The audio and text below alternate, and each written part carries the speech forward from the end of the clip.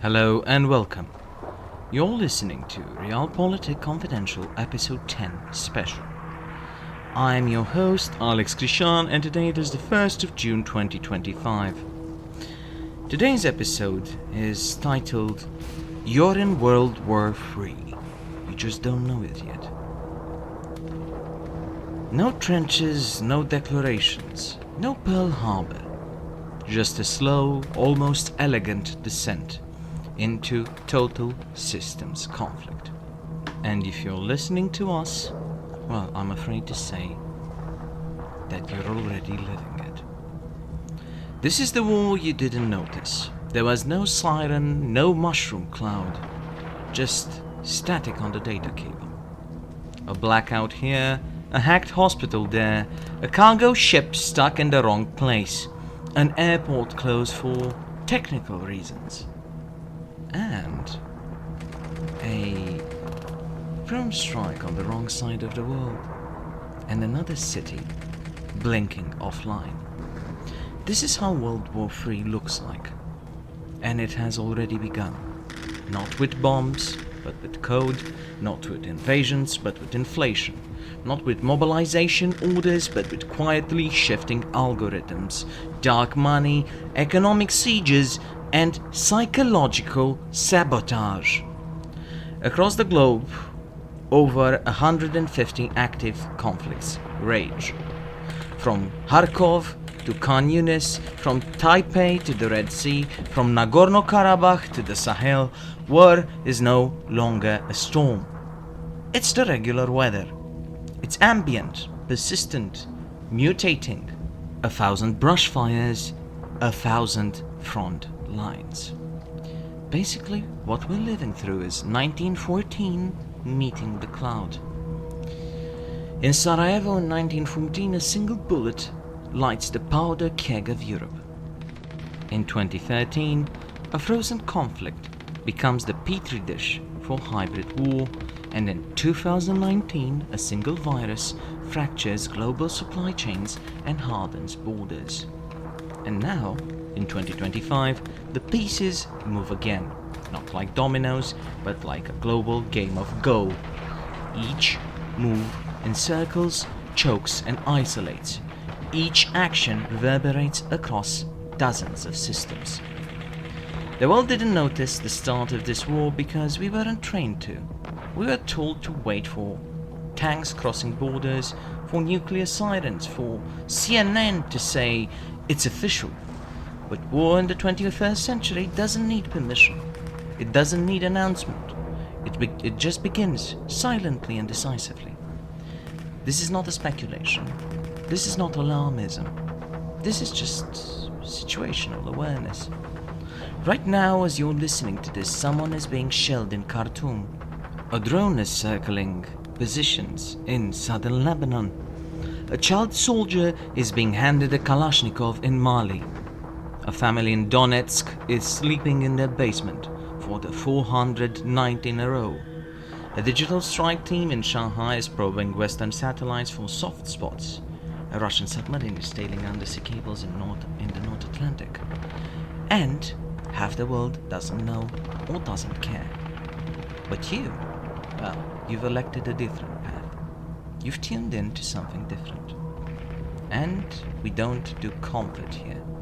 What we do is reality. And the reality is this. World War III has already begun. You don't see it in the form we were taught to expect. No cities flattened overnight by carpet bombing. No armies marching in formation across European plains. No mushroom clouds above capital cities. Instead, this war whispers. It crawls through our cables. It spikes our inflation. It radicalizes our neighbors. It locks down shipping lanes, corrodes trust, destabilizes currencies, topples governments, and vanishes journalists. It is the war of the 21st century, and it is all around you and me. Most of these wars seem distant, far away, remote. They're not near your apartment. They don't interrupt your dinner plans. They don't shake your local weather. Well, at least not yet. So they're dismissed as mere headlines, as statistics, as noise. But make no mistake, there is a pattern to the noise. A pattern that reveals a deep truth. That the world is not merely experiencing conflict. The world is undergoing total systemic rupture. You're not watching a series of unrelated flare-ups. You're watching the world enter its Third World War. Let's rewind the clock for a bit. World War I started with a decaying web of imperial treaties, ethnic grievances, and arms races. A single bullet flying in Sarajevo became the ignition key for a generation of slaughter. World War II came out of Versailles' bitterness and the Great Depression's despair. It birthed fascism, mass psychosis, and genocidal ambition, and it ended in ash. The Cold War introduced the concept of global ideological war. Two systems, each convinced of its moral superiority, competed not with direct force, but through coups, spies, missiles, and proxy bloodbaths from Angola to Afghanistan. And now we've entered something even stranger. A war that is not declared, a war that is not named, a war that happens within nations just as much as between them. Let me put it bluntly. This is World War III. But it's not like the others. This is a fractal war. A war in 1,000 pieces. It's not between countries, it's between systems, between empires, between ideologies, between technologies, and between narratives. It is not a global war in the traditional sense, but it is globally entangled. It is kinetic in Ukraine, economic in Europe, informational in the United States, cybernetic in Taiwan, and psychological in Brazil. It is a multi-domain, multi-speed, multi-front war that never announces itself because it doesn't have to. And here's the real twist. This war doesn't care if you believe it or not. You can't pretend it's not happening. But that won't stop your food prices from going up. It won't stop your taxes from climbing to fund weapon systems you've never heard of. It won't stop your screen from showing your chaos until you're numb to it. War has evolved. It has become ambient. It has become cultural. It has become psychological. And war is the ultimate winner of the age. Let's talk about the new battlefield. It's not Normandy, it's the server farm outside Frankfurt, the chip factory in Hsinchu, the strait off the coast of Yemen, the power grid in Texas, the Red Sea, the Taiwan Strait, the Donbass, the Suez Canal, you name it. The battlefront is everywhere. Systems touch systems. And we built a civilization entirely made of interconnected systems, which means there is no rear line anymore. Everyone is on the front. You, me, your neighbor, your ex, everyone.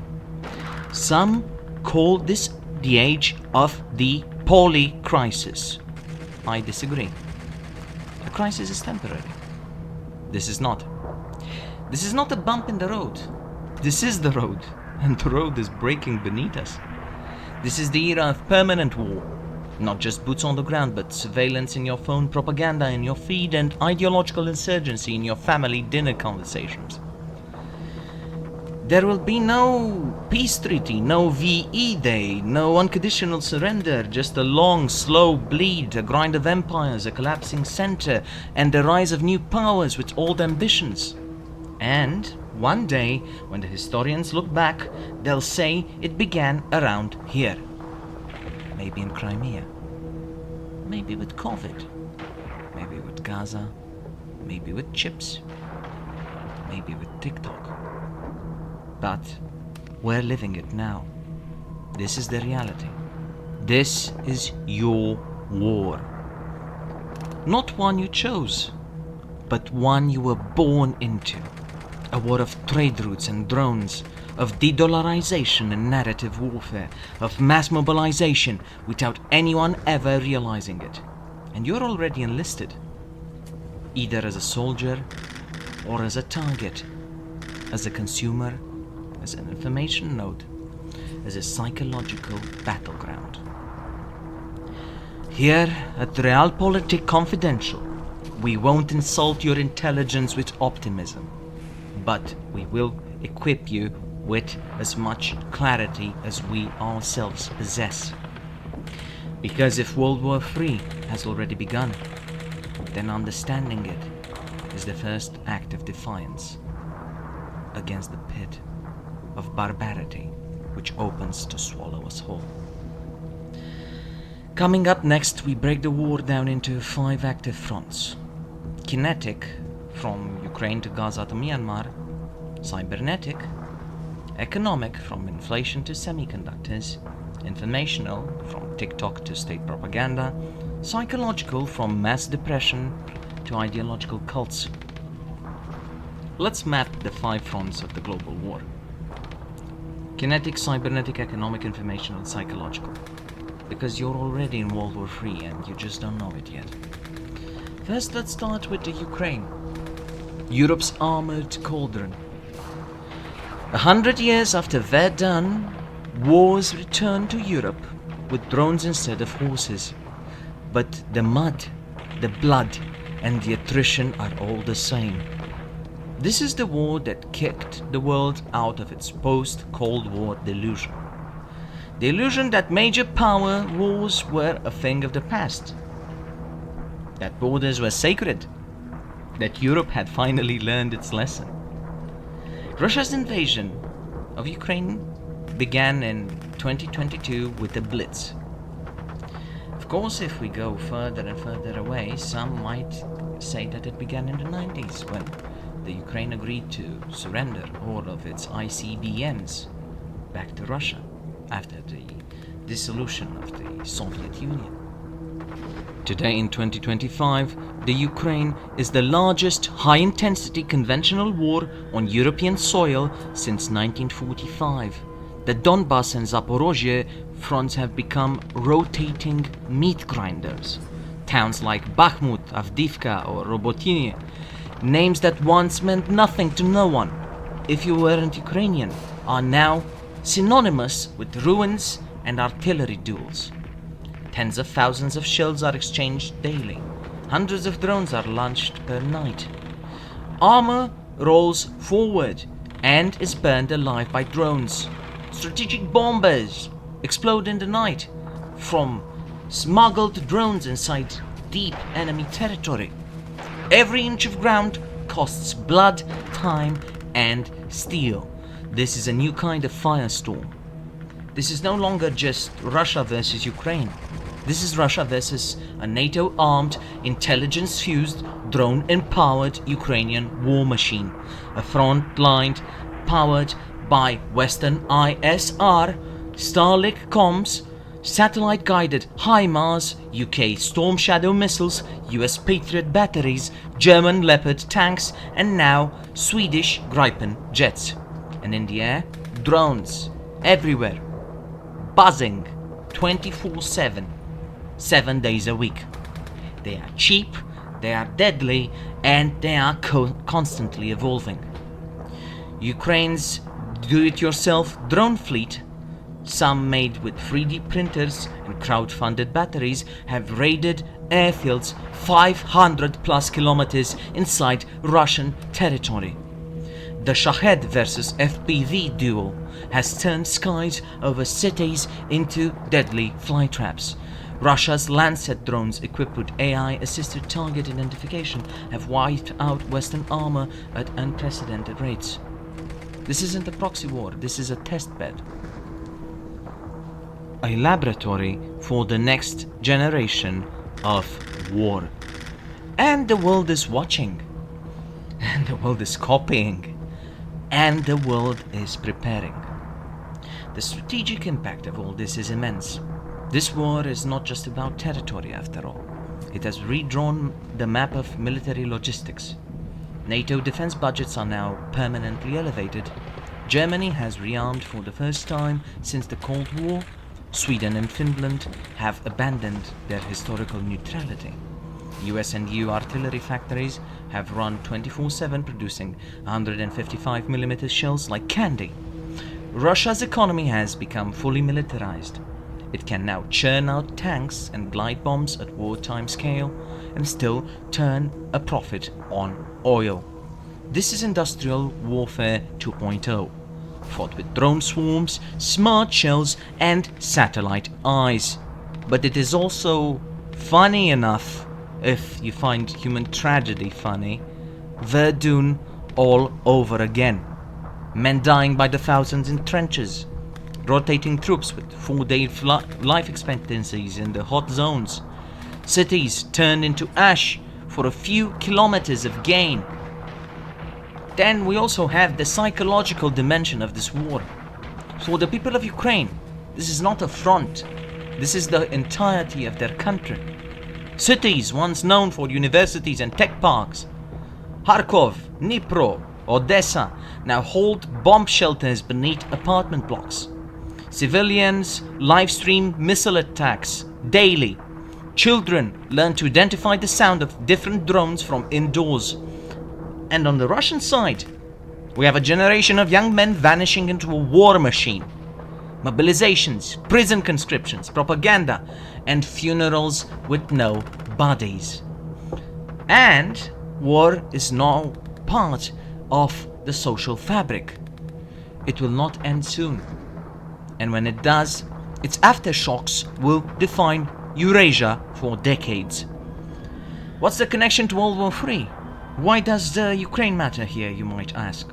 Well, because Ukraine is the proof of concept that the great powers will fight, that alliances will hold, that escalation is possible, and that the war isn't over. It simply changed shape. Ukraine has exposed every weakness. Russia's imperial ambition, Europe's military unpreparedness, bureaucratization and fragmentation, America's strategic overstretch and crumbling infrastructure at home, the fragility of the global arms supply chain and of the global world economy via commercial routes. It has awakened every rival. China watched, Iran copied, North Korea supplied, India and Pakistan adapted.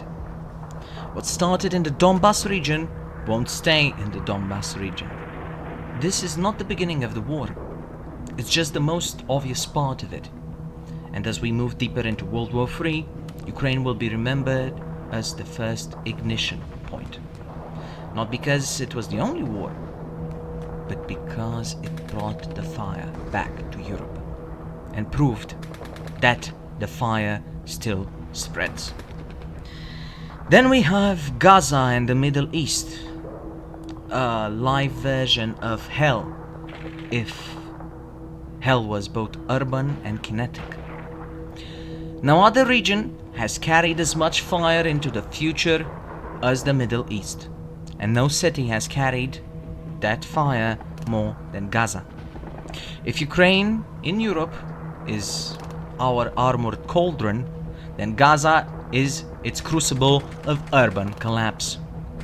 In October 2023, the world watched in horror as the conflict between Israel and Hamas ignited into a new kind of warfare, one that blurred the lines between counter-terrorism, insurgency, and urban siege. But here, in 2025, the war hasn't ended, it metastasized. Gaza today is not just a battlefield, it is a living autopsy of the 21st century war machine. Block by block, Israel's military pushed forward, targeting what it described as terror infrastructure. Beneath the city, tunnel networks that were incredibly dense, layered, and resilient. Above ground, civilians, media, and children. All of it caught in an endless loop of escalation. This is the classical description of urban warfare in the 21st century.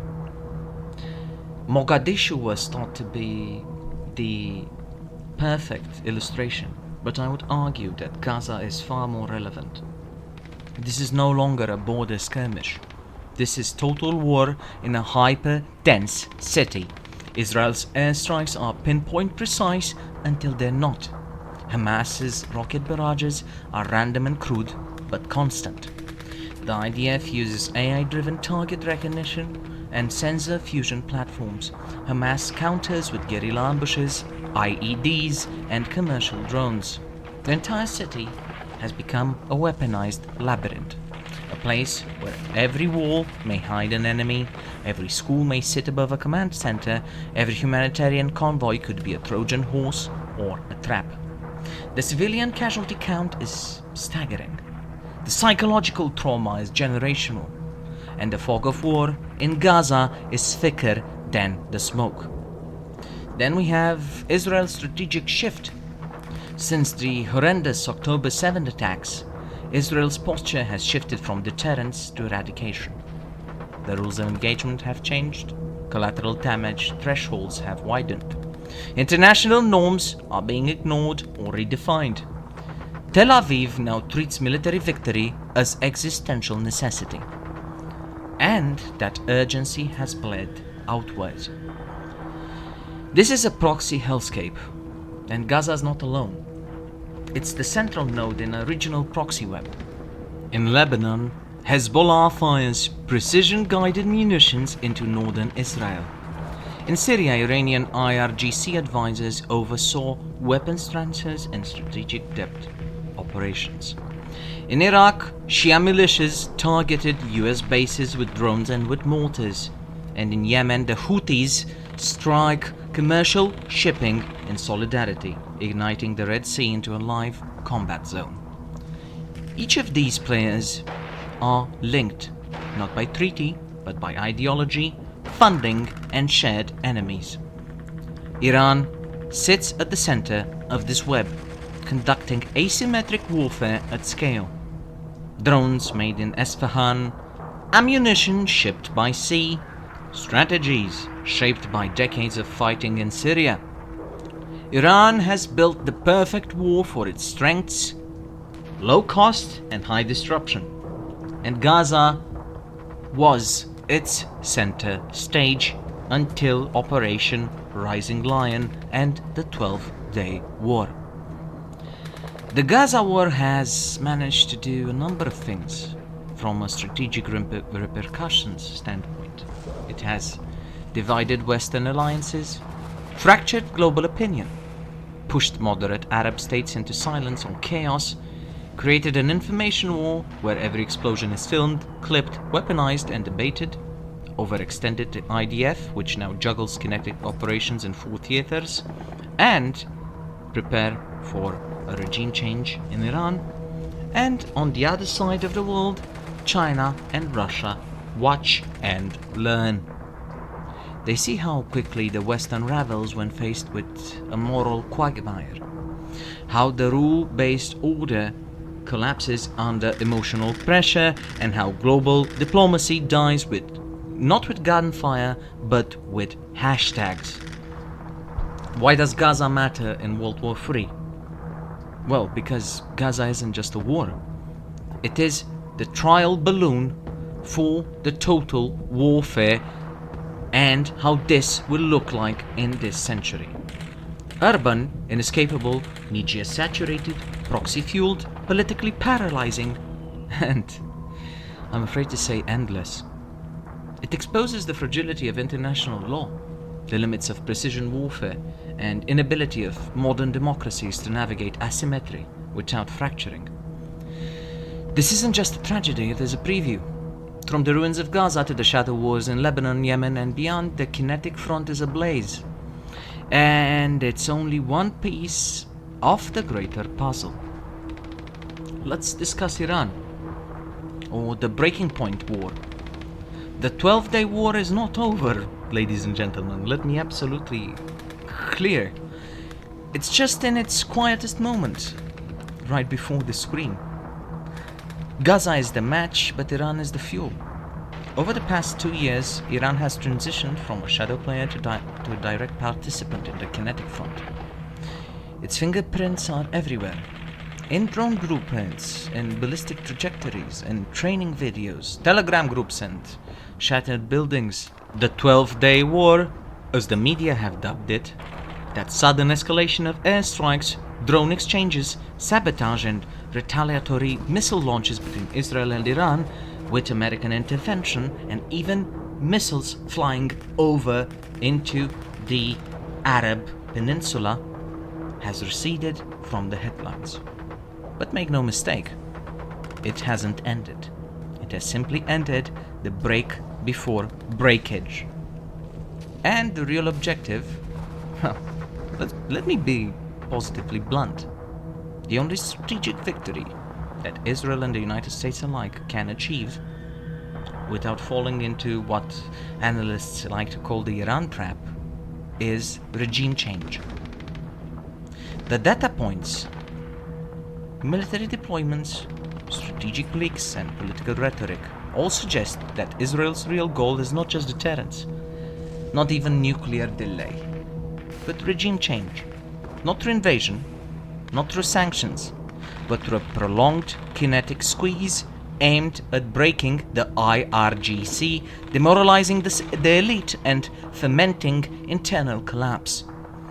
This is why strikes targeted not only military infrastructure but also strategic nerves, from the national television station to the facilities at Fordow, Natanz and Esfahan, and underground enrichment hubs built for continuity of government, and pinpoint accurate strikes on the IRGC command and control infrastructure, including its top military brass.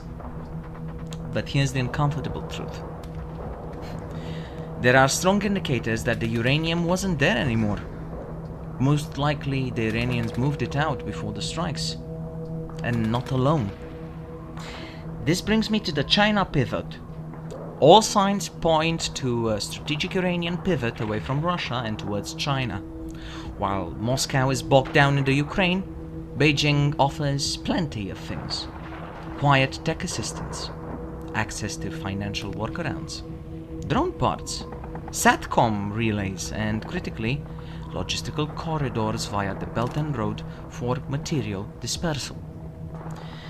It is entirely plausible, even likely, that Iranian-enriched uranium was relocated temporarily through these untracked corridors, possibly towards sites deeper in the Khorasan or further east in proximity to China-influenced territory. This defangs the public victories of the Israeli strikes. The damage was symbolic, temporary, psychological, but not necessarily strategic. Iran's program wasn't stopped. It was scattered, and scattered things are harder to hit. We are now living, from my personal analysis, in what I would like to call the countdown to the real conflagration. So what happens next? Well, we're entering a pre-rupture phase, one where the IDF increases pressure in Syria and Lebanon, Iran's proxies step up asymmetrical sabotage, China monitors, aids and benefits, the Gulf holds its breath, and the West watches. The war with Iran is no longer hypothetical. It is also no longer preemptive. It has already begun. In flashes, in shadows, in encrypted bursts of light on radar. But it hasn't gone terminal, at least not yet. And that's the real risk.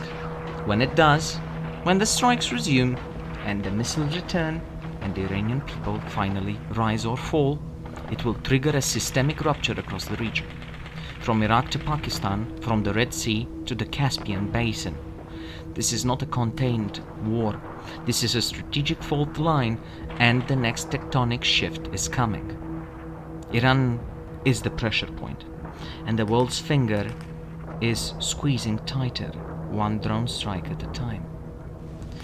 Then we have everybody's nightmare, India and Pakistan, the first drone war between nuclear states. The doomsday clock isn't ticking, it's buzzing, and like dozens of armed drones above the skies of Kashmir. It is a horrifying sound. We had Operation Sindoor, then we had Pakistan's retaliation. We had close calls at Nurkan Air Base, and we have a new norm of drone and missile warfare. Nuclear risk and strategic messaging were the name of the game. Pakistani officials confirmed that their nuclear command body met during the conflict. Though nuclear weapons weren't deployed, the crisis came close to the nuclear threshold. The strategic consequences are obvious. Escalation is now easier. Remote warfare and drones lower barriers for tactical strikes, reducing decision friction but increasing danger. The global ripple effects are there. US and Chinese diplomats scrambled. Markets dropped, flights diverted, trade stalled, and civilian populations felt existential dread. Then we have future rearmament. Both nations are now revamping their drone programs, air defense systems, and missile arsenals. Pakistan continues to deepen military ties with China, reinforcing its nuclear deterrent. Why does this matter? Well, it matters because deterrence erodes when states fight low-intensity wars under nuclear umbrellas. Mistakes also scale faster. A misfired drone could spark a nuclear exchange. Other powers are also watching. Beijing, Moscow, and Tehran are adapting these tactics from their own regional contest war chest. Then we have the Red Sea. Well, global trade meets combat. The world supply chain is the next battlefield, and it is already under fire. Since late 2023, Iran-aligned Houthis have launched over 100 missiles and drone attacks on commercial and military vessels in the southern Red Sea and the Gulf of Aden, sinking 2 ships and seizing another, and killing at least 4 crew members. These weren't isolated incidents, they were a sustained naval campaign meant to coerce global powers over Gaza, or at least that was the pretext. The global response was swift. Naval coalitions and escorts. In December 2023, the US spearheaded Operation Prosperity Guardian, a naval task force to escort merchant ships. This was later joined by the United Kingdom and allies. Then we have the European Union's Operation Aspides, launched in February 2024, deploying frigates and aerial assets for surveillance and protection. Israel steps in this as well, the first naval strike in Yemen.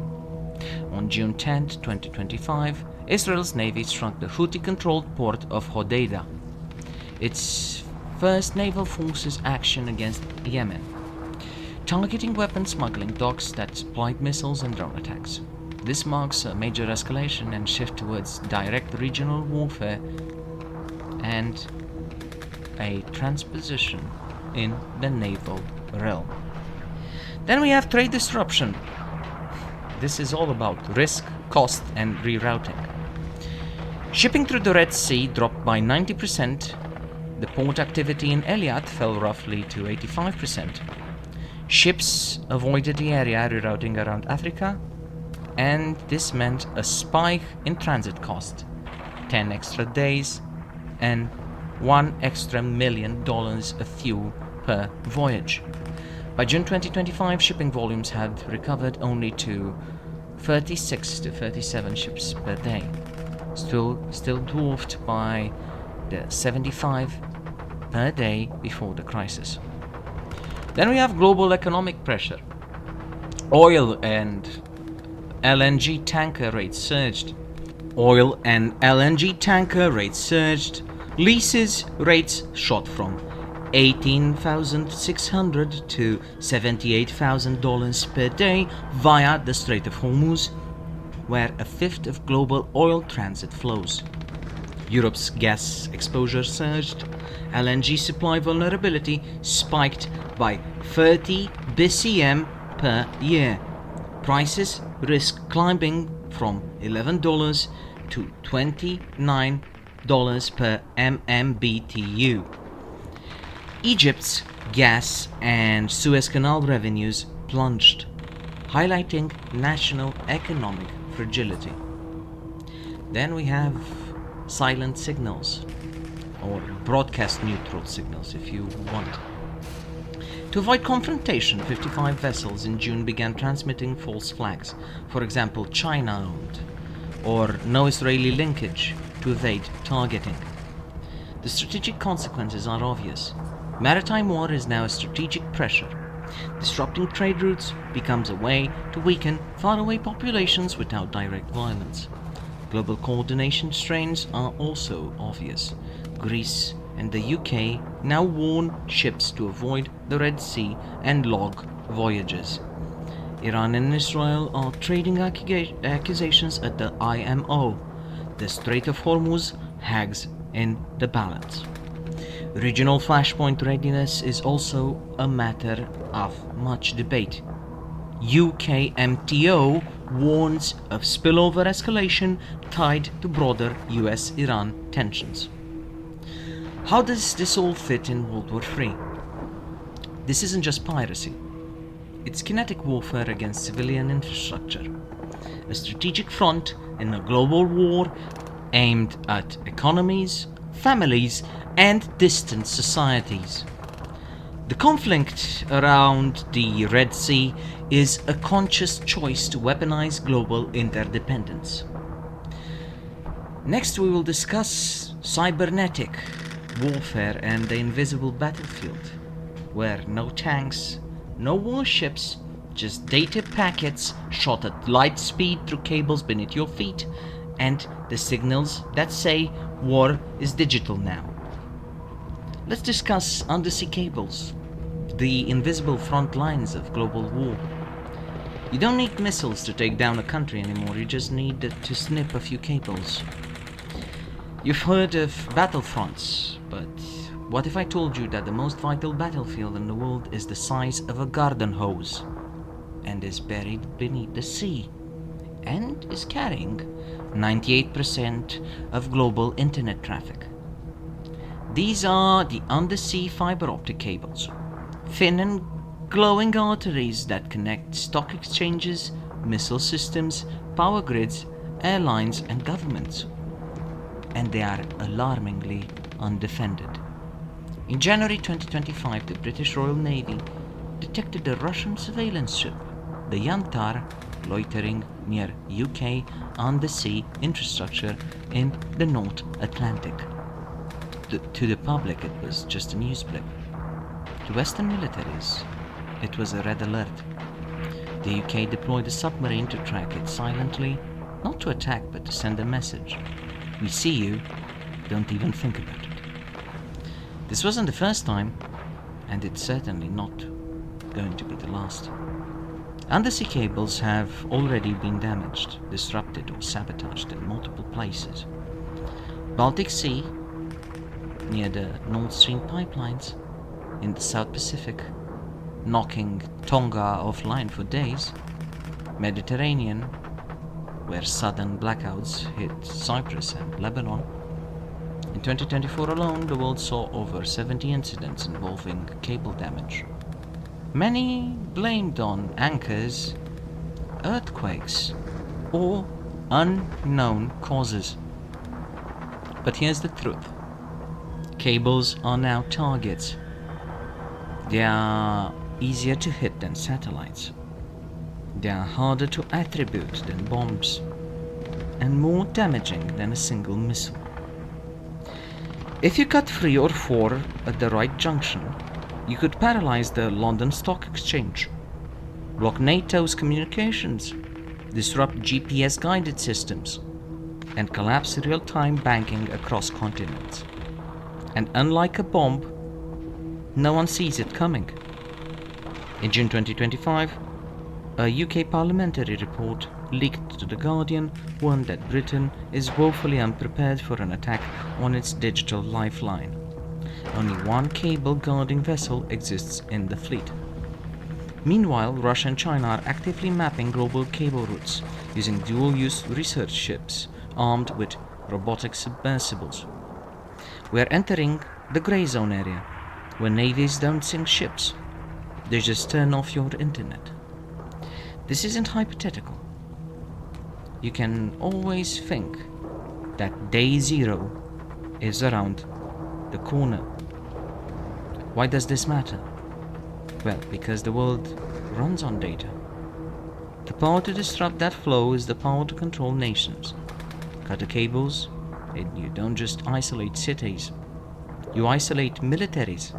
You delay emergency response. You fracture diplomacy. You stall economies. You turn the lights off silently. And in this war, this is no longer science fiction. It's modern day strategy. Now, let's talk cyber attacks. Powering silence into weapons. You don't need bombs when you can fry a country's nerve with code. Here we need to discuss intelligence and espionage. Just last week, for example, the International Criminal Court in The Hague was hit by a sophisticated, targeted cyber attack. The breach, occurring amid a NATO summit, forced parts of the court offline. Is the second major intrusion in 2 years, a glaring signal that even key legal institutions are now frontline targets in cyber war. Then we have Taiwan under siege. In 2024, daily cyber attacks against Taiwanese government systems doubled, from 1.2 million to 2.4 million per day. The National Security Bureau attributes most of these to Chinese intelligence, targeting telecoms, rail systems, and defense networks. This surge aligns with Chinese military drills around the island.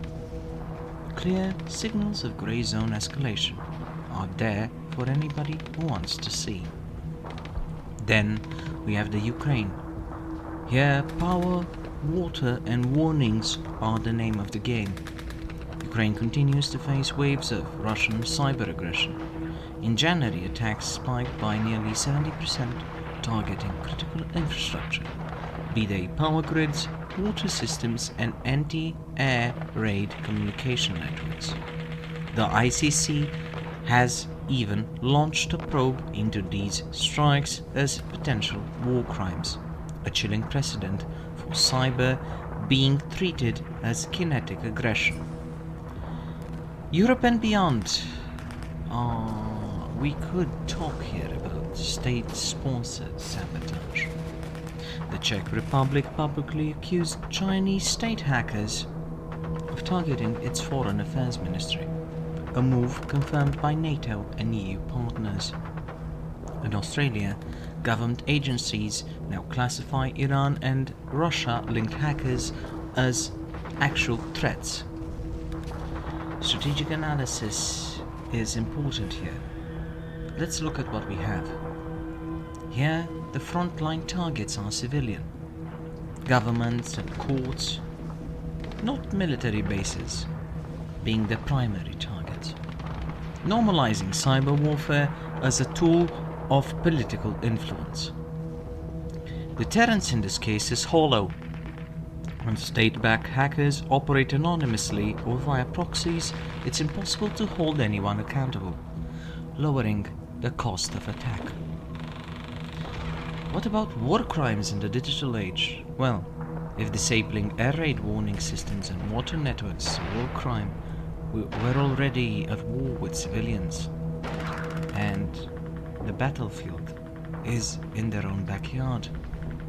Then we have scale and proximity. Taiwan's infrastructure is under 5th generation cyber siege. The ICC is struggling to stay online. The war is in your system now, before it even reaches your door. Now, what's the connection to the bigger war? This isn't random cybercrime. It's systematic, state-backed warfare aimed at hollowing public faith, disrupting economies, and disabling militaries. Combined with real-world kinetic attacks, it forms a layered global offensive, the exact blueprint of this episode thesis. World War III is already here, and it's digital as much as it is physical. Let's talk about state-sponsored hacks and AI agents, or the war in the wires, if you will. When statecraft becomes code, a single botnet can carry the weight of a missile. We have Iran and its ongoing cyber campaign. Even amid the ceasefire, Iranian cyber operators are actively probing US infrastructure. The government, the FBI, CIASA, the NSA and the DHS, and the Pentagon have all issued alerts. Risks to defense industrial bases are increasing. Then we have Iranian hacktivists in action. Pro-Iranian hacktivist groups could claim DDoS attacks on banks, leaks on Trump-affiliated data, and could target assaults on US defense and energy systems. Australia's SME sector could also be especially vulnerable. Hundreds of websites could be defaced or crashed by ideological actors. Then we have the Israeli COVID cyber offensive. It is widely believed that Israel is linked to the cybernetic operations against Iran. Other acts could include the hacking of the Iranian state TV broadcast systems showing protest imagery over hijab rules, and an unmistakable signal that Israel can strike deep inside Iran's digital exterior. Then we have Russia and China, who are cyber powerhouses. You have Russian GRU and SVR continuing broad hybrid warfare campaigns across Europe, mixing sabotage, disinformation, and DDoS attacks, sometimes via proxy hacktivists. Meanwhile, Chinese state hackers are targeting EU ministries and critical infrastructure, such as the Czech Foreign Affairs Ministry. This has been confirmed by multiple NATO states. Then we have what we could call military AI cyber agents, or MICAs, cyber's new frontier. Recent research highlights that military AI cyber agents, fully autonomous cyber attack systems capable of initiating code-based operations without human oversight, are the new paradigm shift. This is a parallel threat.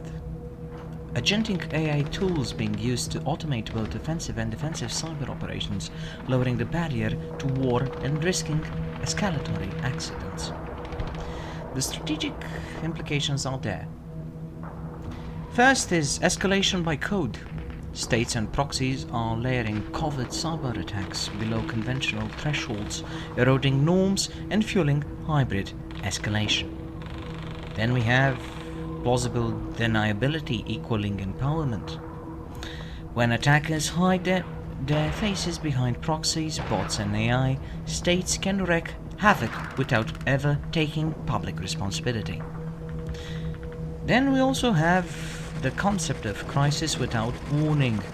Autonomous agents could slip beyond control, launching attacks that quickly spiral into digital blackouts or infrastructure damage.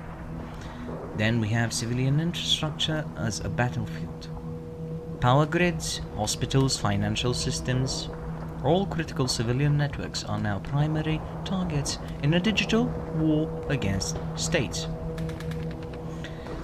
Let's connect this back to World War III.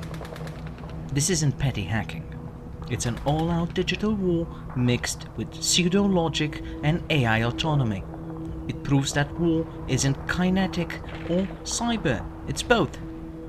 And it's evolving beyond human intention. Then we have the economic front. After all, they don't need bombs when they control your wallet. And the world's supply chains.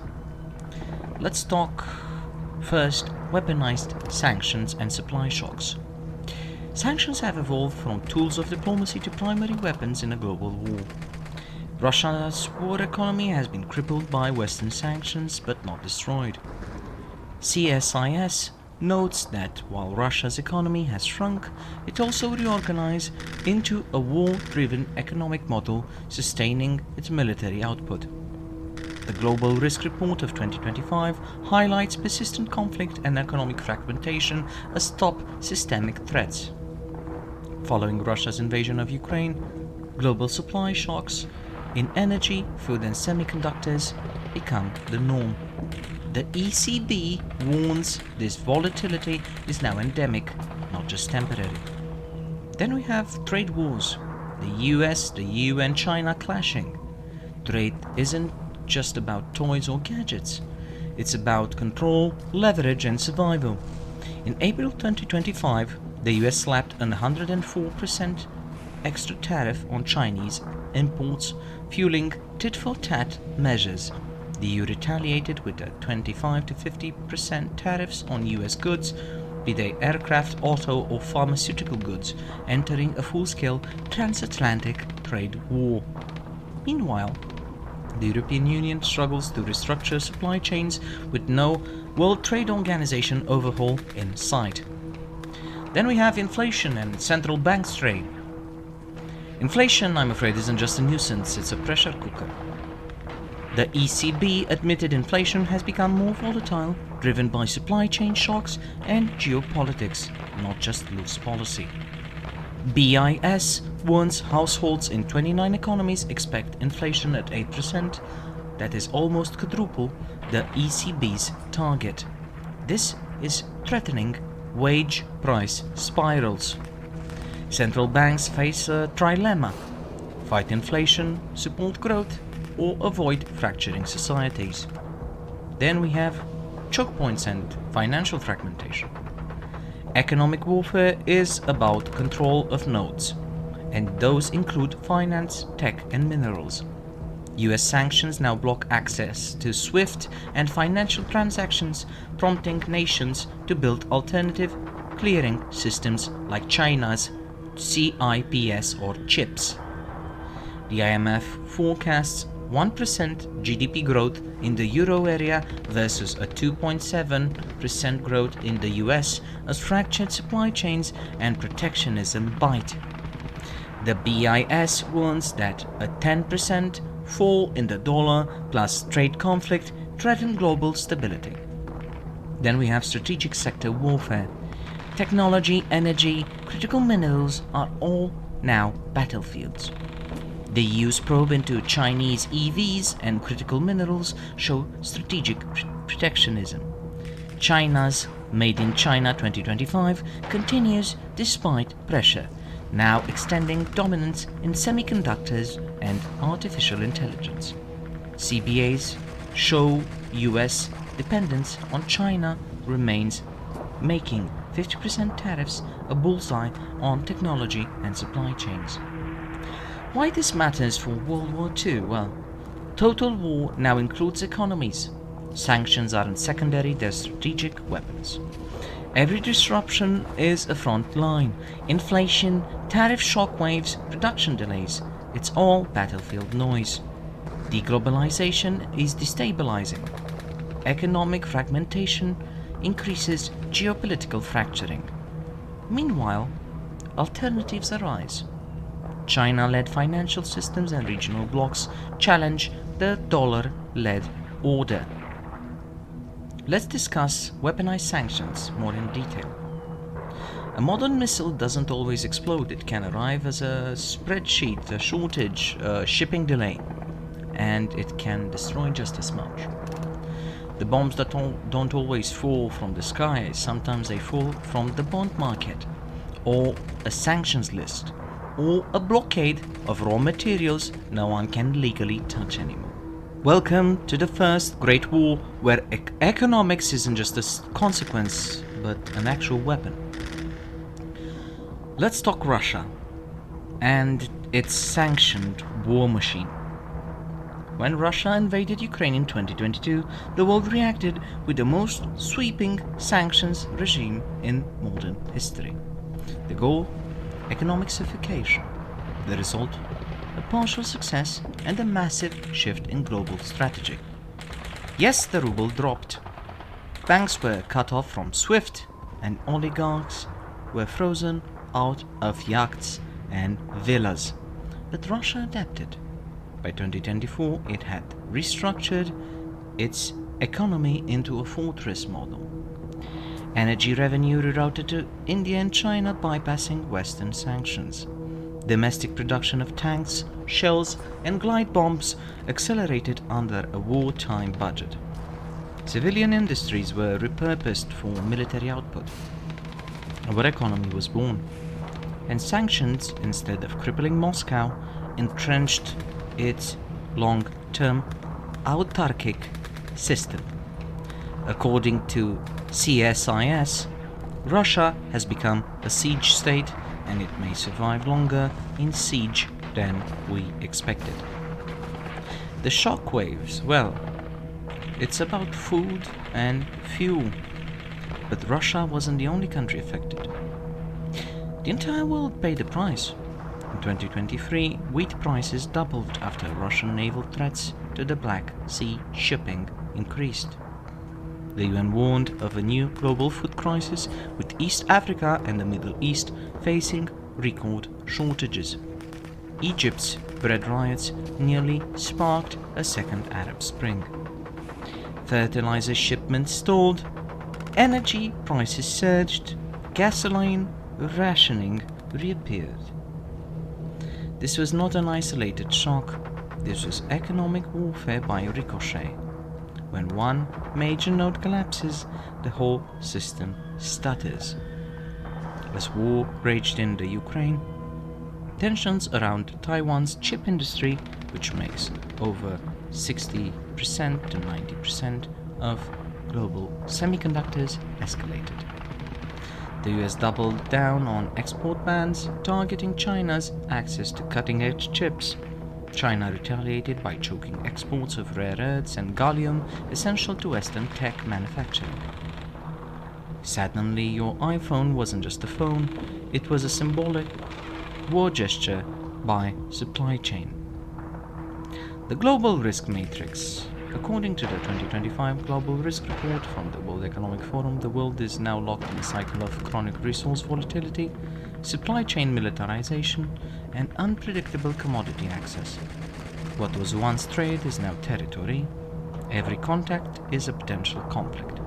Every shipment becomes a strategic asset.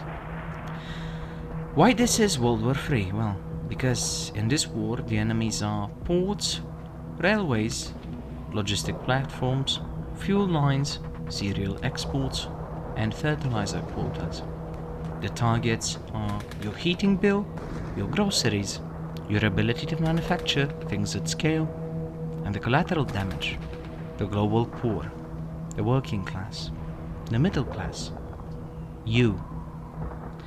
The battlefield is now the ledger, the contract, the customs check, and the shipping invoice.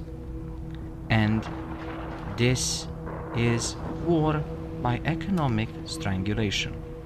And it's already here. Now let's discuss trade wars and tariff escalations. Economics as warfare. In 2025, nations stopped firing missiles. They fired tariffs.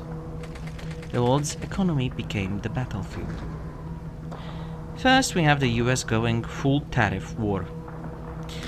In April 2025, the United States launched what it deemed Liberation Day tariffs, a sweeping national emergency order under IEEPA imposing a 10% baseline tariffs on nearly all imports, which could soar up to 145% specifically on Chinese goods. China responded with a matched force, 80% tariffs on US goods initially escalating up to 125%, and targeting key sectors including rare earth and technology. This was not a trade war, it was a battle of economics. And this time it was fought on balance sheets and shipping manifests. China obviously fought back. Beijing accused Washington of blackmail and retaliated by implementing sweeping tariffs and non-tariff barriers on over 18 American firms and entire US exports like beef and LNG. The PRC government also held emergency meetings to mitigate market chaos, acknowledging that these trade conflicts risked shaving off 1 to 2% of GDP growth and trigger deflationary pressures. Then we have the EU joining the fray. Citing protectionist US tariffs, 25% on steel and aluminum plus 20% broader duties, the EU planned 21 billion euros in retaliatory tariffs, with more in reserve. That number could grow to 95 billion euros if negotiations were to fail. Yet as a strategic middle power, the EU played both offense and defense. It suspended some counter-tariffs in exchange for a 0-to-0 offer, zero tariffs on industrial goods if the US paused its blanket duties until July 9th, and proposals which emerged on taxing digital ad revenues of US tech giants, signaling new fronts in the economic war.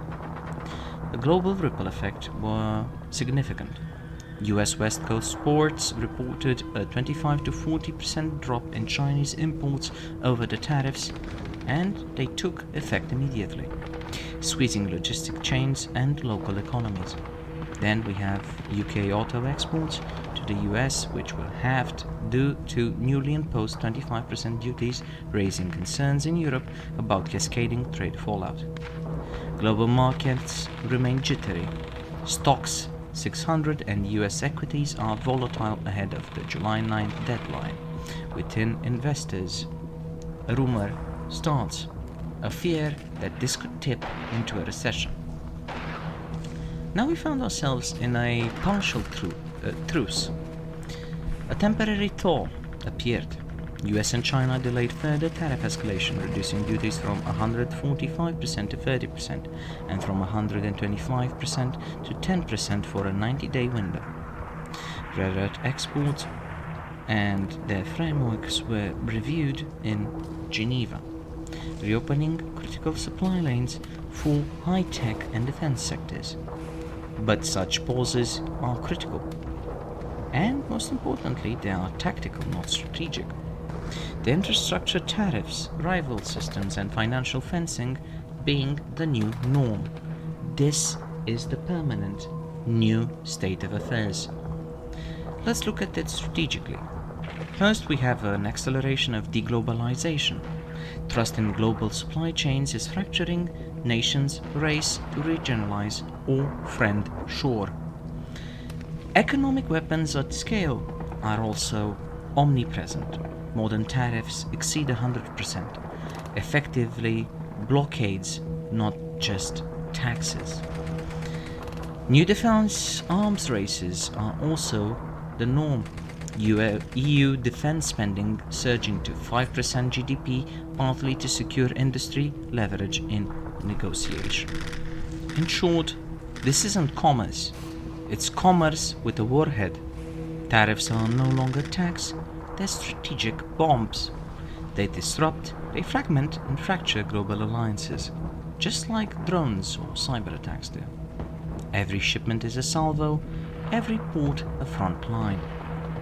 Now let's go on the informational front, where meme armies and deepfake diplomacy are engaged in a constant war for the mind.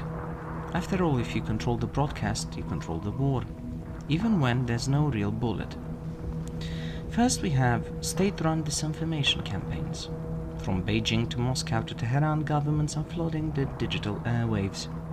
Russia's Internet Research Agency, or the IRA, continues to deploy troll clusters and AI-generated personas to discredit NATO and Western institutions, often recycled and adapted across multiple campaigns. Then we have China's 50-cent army, posting deepfake propaganda praising Beijing's economic model, simultaneously sowing distrust in democratic systems.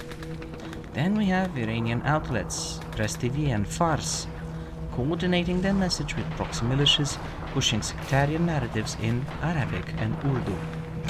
These aren't random tweets, they are strategic influence operations synchronized with political events, military strikes, and diplomatic flashpoints.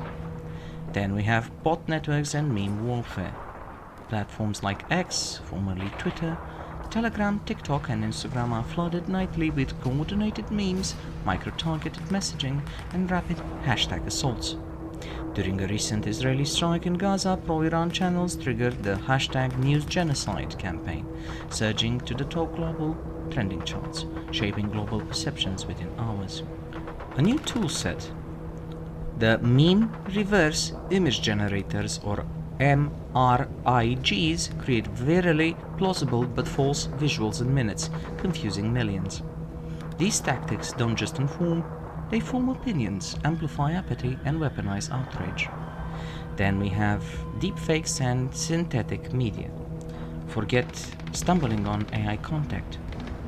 It's weaponized. For example, we had cases of President Zelensky being deepfaked, sending conflicting messages. Then we have interference into real imagery, edited in order to better fit a narrative. Let's just look at what happened to Giorgia Meloni. She seemed unhinged in an interview, but that's because her facial movements were edited in order for her to seem unstable. This is the information battleground, and it has become hyper-real. As AI tools become mainstream, any voice, any face, any false statement can be animated to mislead entire nations. There's no truth emergency, it's a truth apocalypse. Then we have psychological warfare. Red lines are already crossed on a daily basis. Platforms are now weaponized for mental fatigue. After all, most adults in the West report daily anxiety from geopolitical content. Live-streamed violence, child soldier footage, and crisis pornography are used to desensitize, polarize, or radicalize.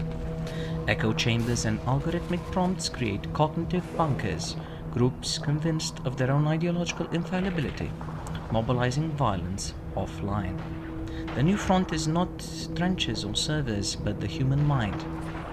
The strategic consequences are severe. We have fragmented realities. Nations no longer share facts, making diplomacy nearly impossible. Then we have radicalized recruitment. Extremist groups harvest digital radicals using carefully designed disinfo funnels. Then we have election interference, where deepfake funded smear campaigns in EU, the US, India, and Brazil already reshaped elections. Then we have trust unraveling. After all, most of news consumers now doubt official state media, eroding social cohesion across wealthy and fragile states alike. I apologize, I meant official media, not state media, but these things happened. Anyways, now let's go to state-run disinformation campaigns. Propaganda used to be a tool of war, now it's the opening salvo. In this new world war, disinformation is not just an accessory. It's a strategic pillar of modern conflict. Nations no longer simply fight with guns or code, they fight with narratives.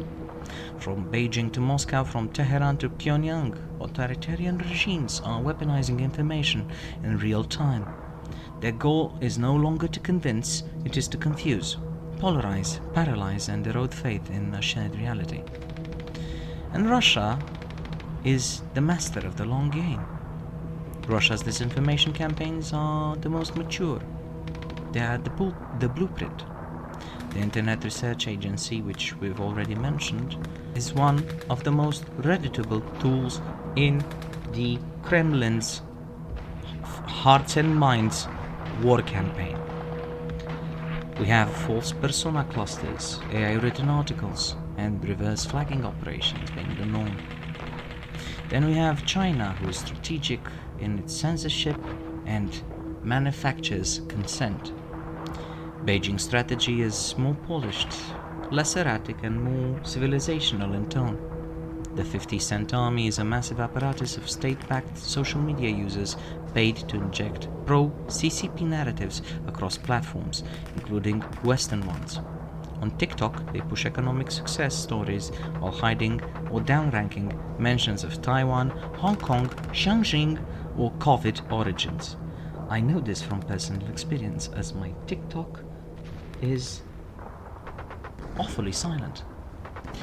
Notable tactics include AI-generated China vlogger personas, attractive, articulate English speakers, touring spotless Chinese cities, produced in factories outside Shanghai and Shenzhen. Then we have drowned outrage. Whether a story critical of China goes viral, tens of thousands of CCP-aligned accounts flood it with travel blogs, beauty tutorials, or scripted anti-American rants until the algorithm resets. But their true target? Western democratic confidence. Beijing doesn't need people to love China. It just needs them to stop believing in democracy. Then we have Iran. Religious messaging and asymmetric propaganda. Tehran operates on a sharper axis, sectarian ideology fused with geopolitics. Iranian media organs such as Press TV, Fast News and Tasnim act as both disinformation hubs and recruitment engines. They coordinated with proxy militias like Hezbollah, Kataib Hezbollah and the Houthis, mirroring military movements with tailored psychological narratives. Tactics include pre-packaged martyr videos releasing minutes after drone strikes, coordinated hashtag campaigns in Arabic, Urdu and Farsi blaming Israel, America or Zionist traitors within local regimes for any failure. Deepfake clerics on YouTube and TikTok delivering firing sermons and radicalizing youth in Pakistan, Iraq and Lebanon. Now, let's look at the strategic function of state disinformation. What makes all these campaigns unified across borders is their strategic purpose. Precondition the battlefield before you need it. Weeks before a drone strike or political upheaval, these campaigns shape public expectations. This priming effect ensures that citizens reject official narratives and adopt preceded falsehoods. They also fracture trust in Western media. If truth is contested everywhere, nothing can be believed. And if nothing can be believed, democracy loses its anchor. Then we have influencing foreign electorates. The goal is no longer to support one party or candidate, it is to destroy the process itself, to create endless recounts, delegitimization and doubt. Then there's also eroding morale. In Ukraine, Russia uses psychological campaigns to promote despair, PTSD memes, false casualty counts, and stage Ukrainian mutiny footage. As a final word, this is not some Cold War redux. It's not about who wins the information war. It's about who loses consensus reality first. And right now, the West is tethering, because the new battlefield isn't just online, it's inside your belief system. I'm also afraid that we need to discuss something very sensitive. That is the enemy within our societies. After all, you don't need to invade the West. You just need to convince its own children that it deserves to die. There is a long history of foreign powers weaponizing internal dissent to destabilize adversaries. In 1917, the German Empire sent Vladimir Lenin back to Russia in a sealed train. He was a revolutionary, a pamphleteer, and most importantly, a virus. He arrived in Petrograd, called for the destruction of the Russian state, and the empire collapsed within months. In the 1960s and 70s, the KGB funded elements of the Western counterculture, not because they loved peace and love, but because a stoned, demoralized, divided society cannot mobilize. The classified documents from Mitrokhin archive show active Soviet support for the most anti-establishment and anti-nuclear movements in Europe and the US. That was the dry run. Today's version is smarter, it's cleaner, and is more addictive. Welcome to the neo-subversion doctrine. Here, your enemy no longer needs to smuggle in leaflets or found underground radicals.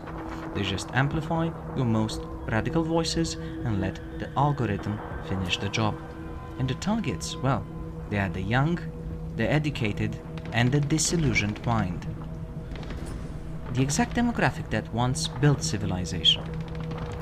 Strategic narratives are being pushed internally. Across the Western world, particularly among Gen Z and late millennials, you now see a surge in belief systems that are deeply anti-state, openly anti-liberal and democratic, rooted in learned helplessness and moral relativism. For example, that we have a number of narratives. One of them is everything is colonialism. A growing academic movement argues that the West is inherently evil, not flawed, not fallen, but fundamentally rotten and not worthy of living. This isn't a critique, it's pre-collapse theology. It is essentially a civilizational death cult. Then we have the narrative that borders are violence. This meme doesn't just question immigration policy, it delegitimizes the very idea of national sovereignty. Then we have the idea that law enforcement equals fascism. Defund the police, fine, but now entire youth cohorts view anti-security apparatus, military intelligence courts, all of these part as an inherently fascistic system which needs to be teared down. This is horribly dangerous because these institutions are not perfect, but they are there to defend us from the enemy. Then we have the myth of merit. The cultural promotion of lived experience over expertise and emotional narratives over evidence is breaking the West's epistemic backbone. These narratives weren't created by Beijing or Moscow, but they were being turbocharged by foreign actors, because every empire falls fastest when it forgets why it exists. Then we have platform amplification and asymmetric censorship. While moderate voices get throttled, radicalized anti-Western content is often boosted by algorithms due to the virality and engagement rage loops, echoed by foreign-sponsored influencers, or left untouched because platform moderators fear political backlash. This and the large NGO Trojan horse system employed by our enemy has been the norm. There's now a perverse incentive system. The more you attack your own civilization's foundation, the more attention you receive, and the more external actors want you to keep talking. The psychological results are weaponizing cynicism. What you get when a civilization's most connected, most educated generation is fed a daily diet of nihilism, moral disgust, inherited guilt, and algorithmic outrage. You get a generation that cannot defend the civilization it inherits, because it sees no reason to defend it. Parallels in strategy are obvious. Lenin and the modern-day Psy-war are essentially the same, even if the means are different. Just like Lenin in 1917, these doctrines bypass the front lines, enter through ideological fissures, convince the population that collapse is righteous, and leave the state paralyzed from within before the first shot is even fired. The only difference? Well, in the digital age you don't need sealed trains. You need TikTok, Telegram, and a few thousand well-placed bots. The realpolitik implication is the following. Western powers are defending borders and bank reserves, but not their own mythos. And in war, especially this one, mythos equals morale. If the West falls, it won't be because it was conquered. It will be because it was convinced. Bot networks and meme warfare, as we previously mentioned, are part of this. Meme reverse image generators as well. Echo chambers and scarcity of reality are the resulting danger. Algorithmic interview rooms have replaced town squares. Users are shut into echo chambers by design. The most extreme, emotionally charged memes rise fastest because emotion equals engagement. Moderate voices or slow news are algorithmically starved. The result, a dedicated swirl of highly reactive ideologues, often fringe online, but network funded and mobilized offline. What is the consequence of this meme warfare? We have political derailment, where election campaigns are sidelined by sensational meme dumps before debate season. We have civil unrest amplification. Viral videos of alleged police abuse sent cities into chaos before context could emerge. Then we have a recruitment boost for extremists.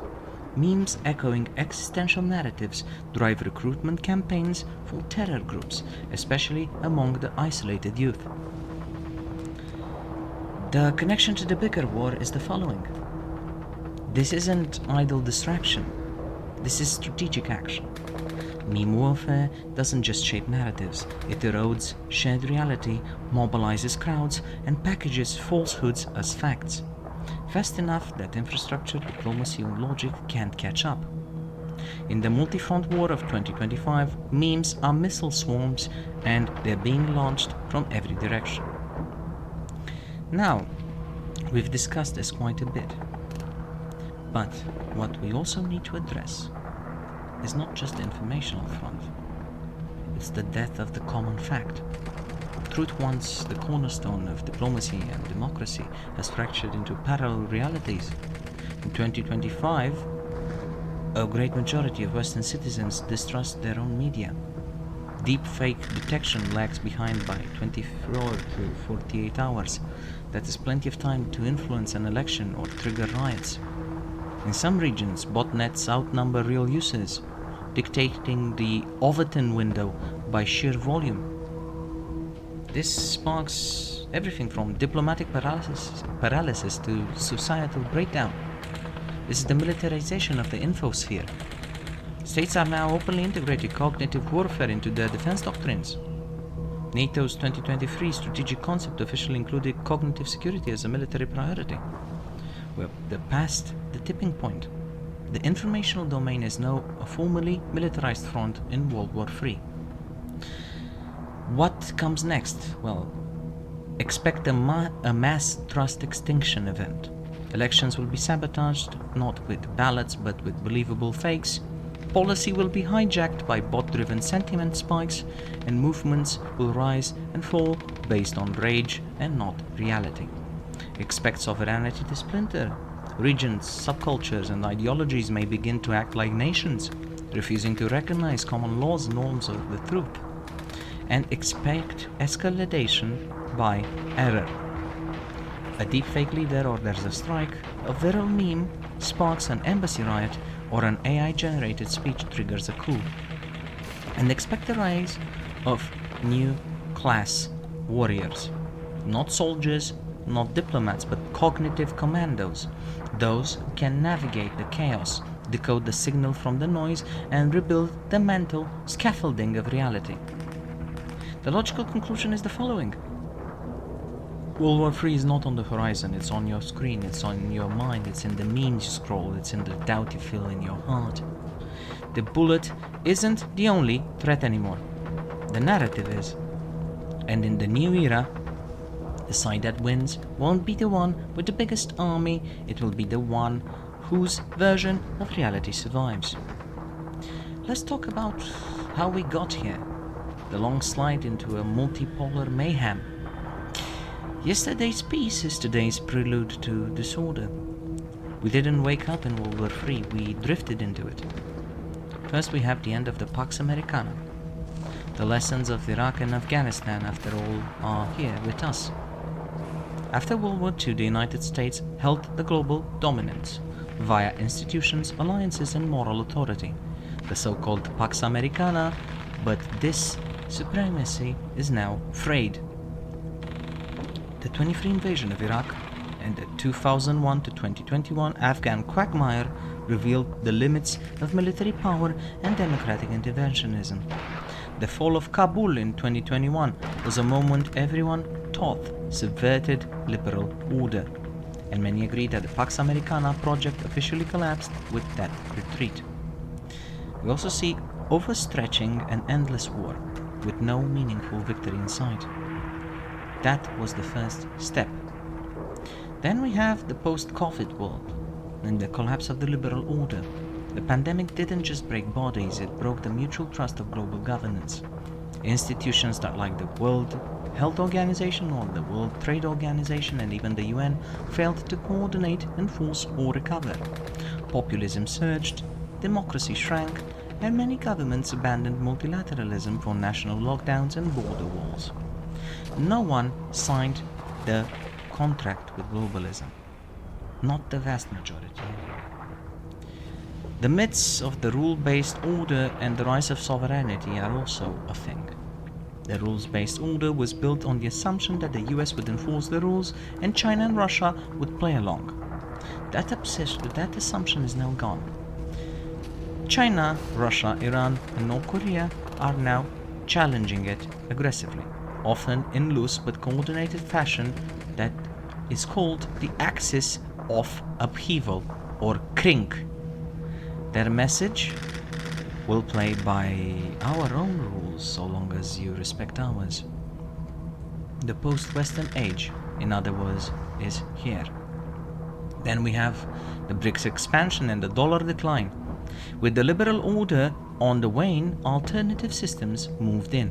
Between 2024 and 2025, 6 new countries joined BRICS, including Iran, the United Arab Emirates, and Indonesia.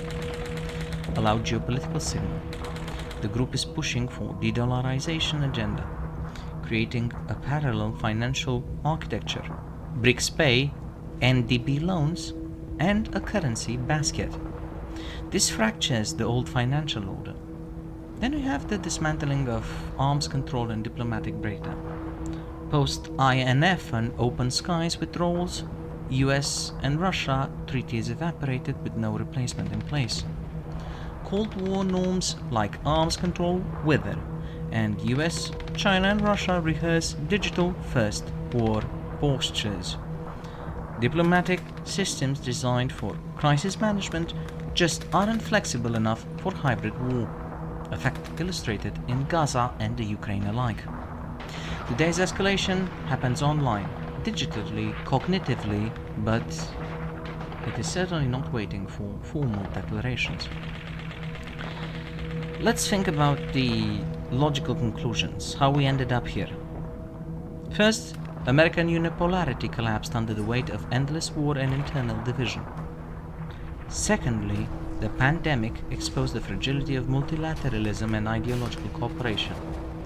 Furthermore, a multipolar world emerged politically and economically, a new concert of powers, but today it's messy, decentralized, and often antagonistic. The West is no longer the default global sheriff. It's a fading guarantor. Alternative power hubs rose, not to govern but to destabilize the old order. And with treaties gone and institutions broken, war became borderless, digital, and enduring. What does this mean for World War III? No overarching authority means crises escalate freely. Multiple fault lines, economic, informational, military, cross and overlap. State coercion becomes open-ended, not limited to declared wars, and we are now locked into a generational era of competition, not conflict, that ends. What's the strategy for the West? Well, if multipolarity is here to stay, the West must rebuild its alliances beyond conventional frameworks. It must invest in hybrid resilience, be they sanctions, cyber warfare and defense, or narrative deconfliction. It must forge partial norms against weaponized finance, AI creep and disinformation, and it must accept imperfect parity and cooperate where useful, compete where necessary, because the alternative isn't renewal. The alternative, I'm afraid, is collapse. Now we have cold empires and hot proxies. These are the chess pieces and the rogue pawns, the powers pulling strings and burning cities. First we have the United States and NATO. Here we see strategic overstretch. Stretched thin across the Ukraine, the Indo-Pacific, the Middle East, and its commitments. Then we also have domestic political fractures, only amplifying external constraints. Then we have reorientation. Pivoting towards the Indo-Pacific, massive naval and air deployments around Taiwan and deepening intelligence ties with Japan, Australia and India. That is the name of the game for the United States and NATO. Then we have hybrid reinvention, building a new cyber and information unit, integrating defense industries with private sector AI and space firms. Then we have China and its silent expansionism, island building and naval power. From brief militarization to artificial islands, the People's Liberation Army Navy asserts dominance over the South China Sea. Then we have economic imperium. The Belt and Road projects track from Pakistan to the Mediterranean, and it is an economic framework underpinned by logistics and dual-use infrastructure. Then we have the tech edge, leading in AI, quantum research and semiconductors, developing surveillance system from Xinjiang to Gotham. Russia is depleted but still dangerous. War economy is what defines it. Despite sanctions, Russia exports arms by the ton, be they artillery, drones, or air defenses. This is all while still keeping its military-industrial complex running. Hybrid warfare is also an integral part of who they are. From hacking campaigns to Wagner Group deployments in Africa, Russia punches through soft power routes. Then we have the nuclear anchor. The threat of strategic escalation remains the ultimate deterrent from Western intervention. Then we have Iran as the regional kingmaker. Asymmetric arms, be they missile strikes, drone fronts, or militia coordination, designed to bleed enemies without giving Russia level scale. The proxy web that Iran has is also impressive. Through Hezbollah, Houthis, and militias in Iraq and Syria, Tehran projects influence beyond its borders. Then we have the China pivot, closer ties with Beijing for tech transfers, logistical maneuvers, and a financial shield. Israel is facing an existential regional resetting. Israel can be now categorized as being in total war stance. Gaza assaults marks a shift from deterrence to systemic destruction, backed by precise air, cyber, and intelligence operation.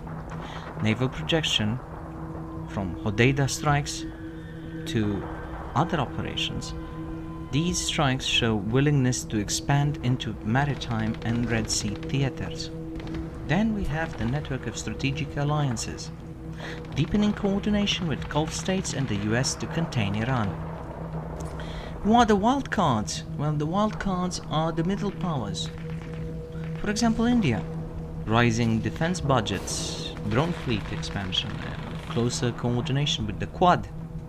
You have Turkey acting as a NATO member with its own regional ambitions, balancing Russia and Western partnerships.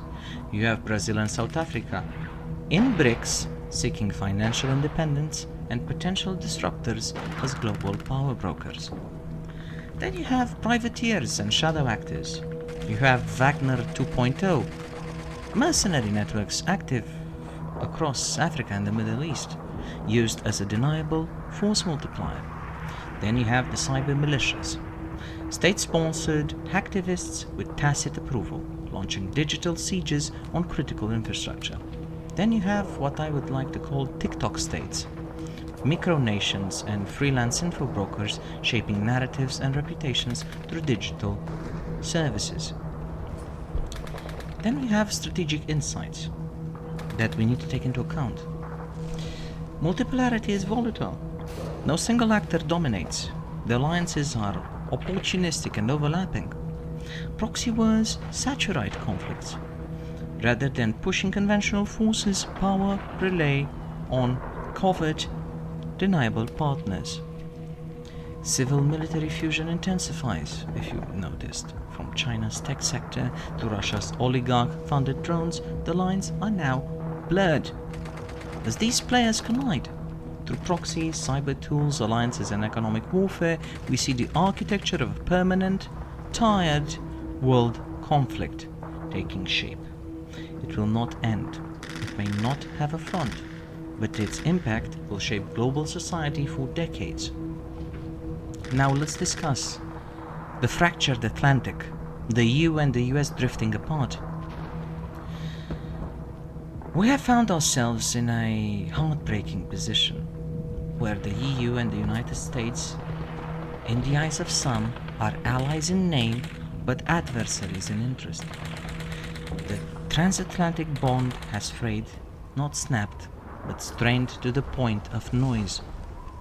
The US-EU axis is underpinned with liberal international order. If that fails, then we might have a problem. NATO ensured defense, the dollar underwrote trade, and the post-war consensus held. But that consensus is crumbling. First of all, Trump shattered decorum, and Biden failed to restore faith. And now in his second term, President Trump put the entire structure of NATO into question by making the Article 5 commitments seem optional. From Afghanistan's chaotic pullout to the Inflation Reduction Act favoring the US green industry, Europeans increasingly feel manipulated, not consulted. Strategic decisions happen in Washington and Tokyo, not in Brussels or Berlin. Then we have the economic divergence.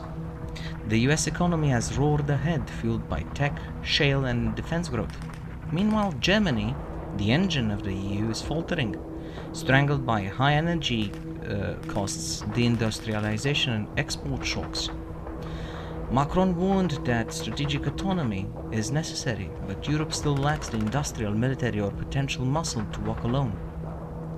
De-risking became EU dogma, but the real risk is becoming irrelevant on the international stage, because we all know that old adagio that if you're not sitting at the table, you're probably on the menu. Then we also have the security dependency and the political dissonance.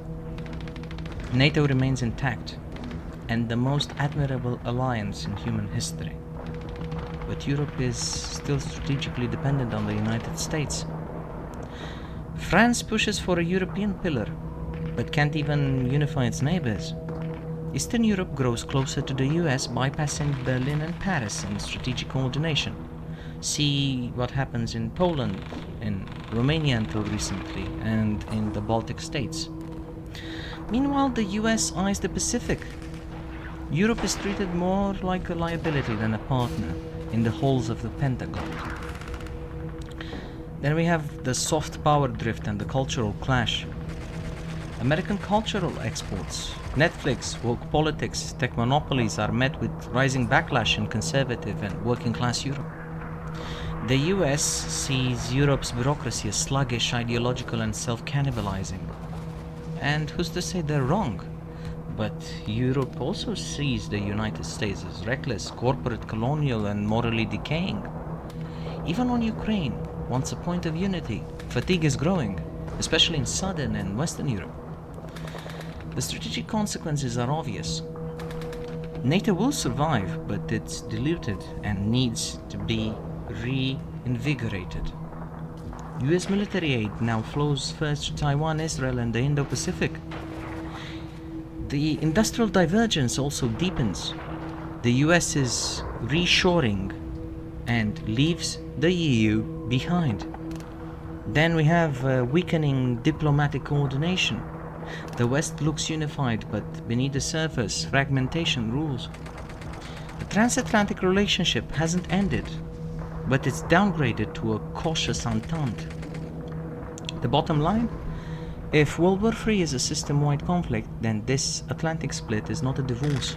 It's a strategic cold shoulder, echoing through military deployments, energy policy, and global influence.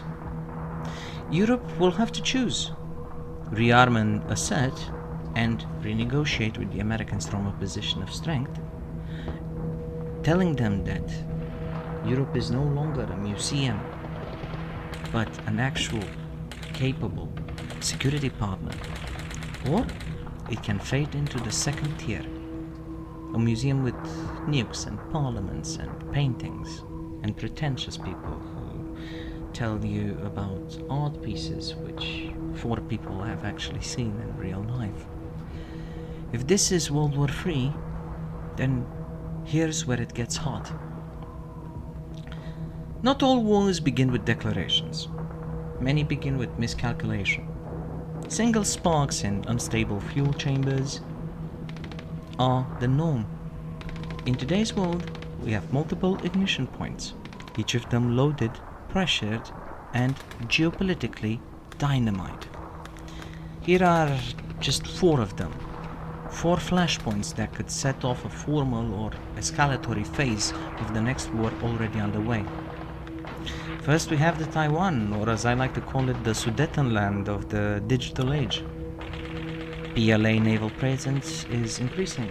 Satellite data shows escalating Chinese maritime exercises around the Taiwan Strait, simulating blockades and amphibious landings. Then we have grey zone tactics, cyber attacks on Taiwan's financial sector, disinformation campaigns, and pressure on Pacific allies like Palau and the Solomon Islands. Then you have the US deployment. Washington has begun rotational troop deployments and increasing weapons transfers to Taipei, including the F-16Vs and the Harpoon systems. What's the prediction? Well, a quarantine-style blockade, not an invasion, will be most likely the trigger of a regional event. China might dare the US to fire first, risking war without technically starting one.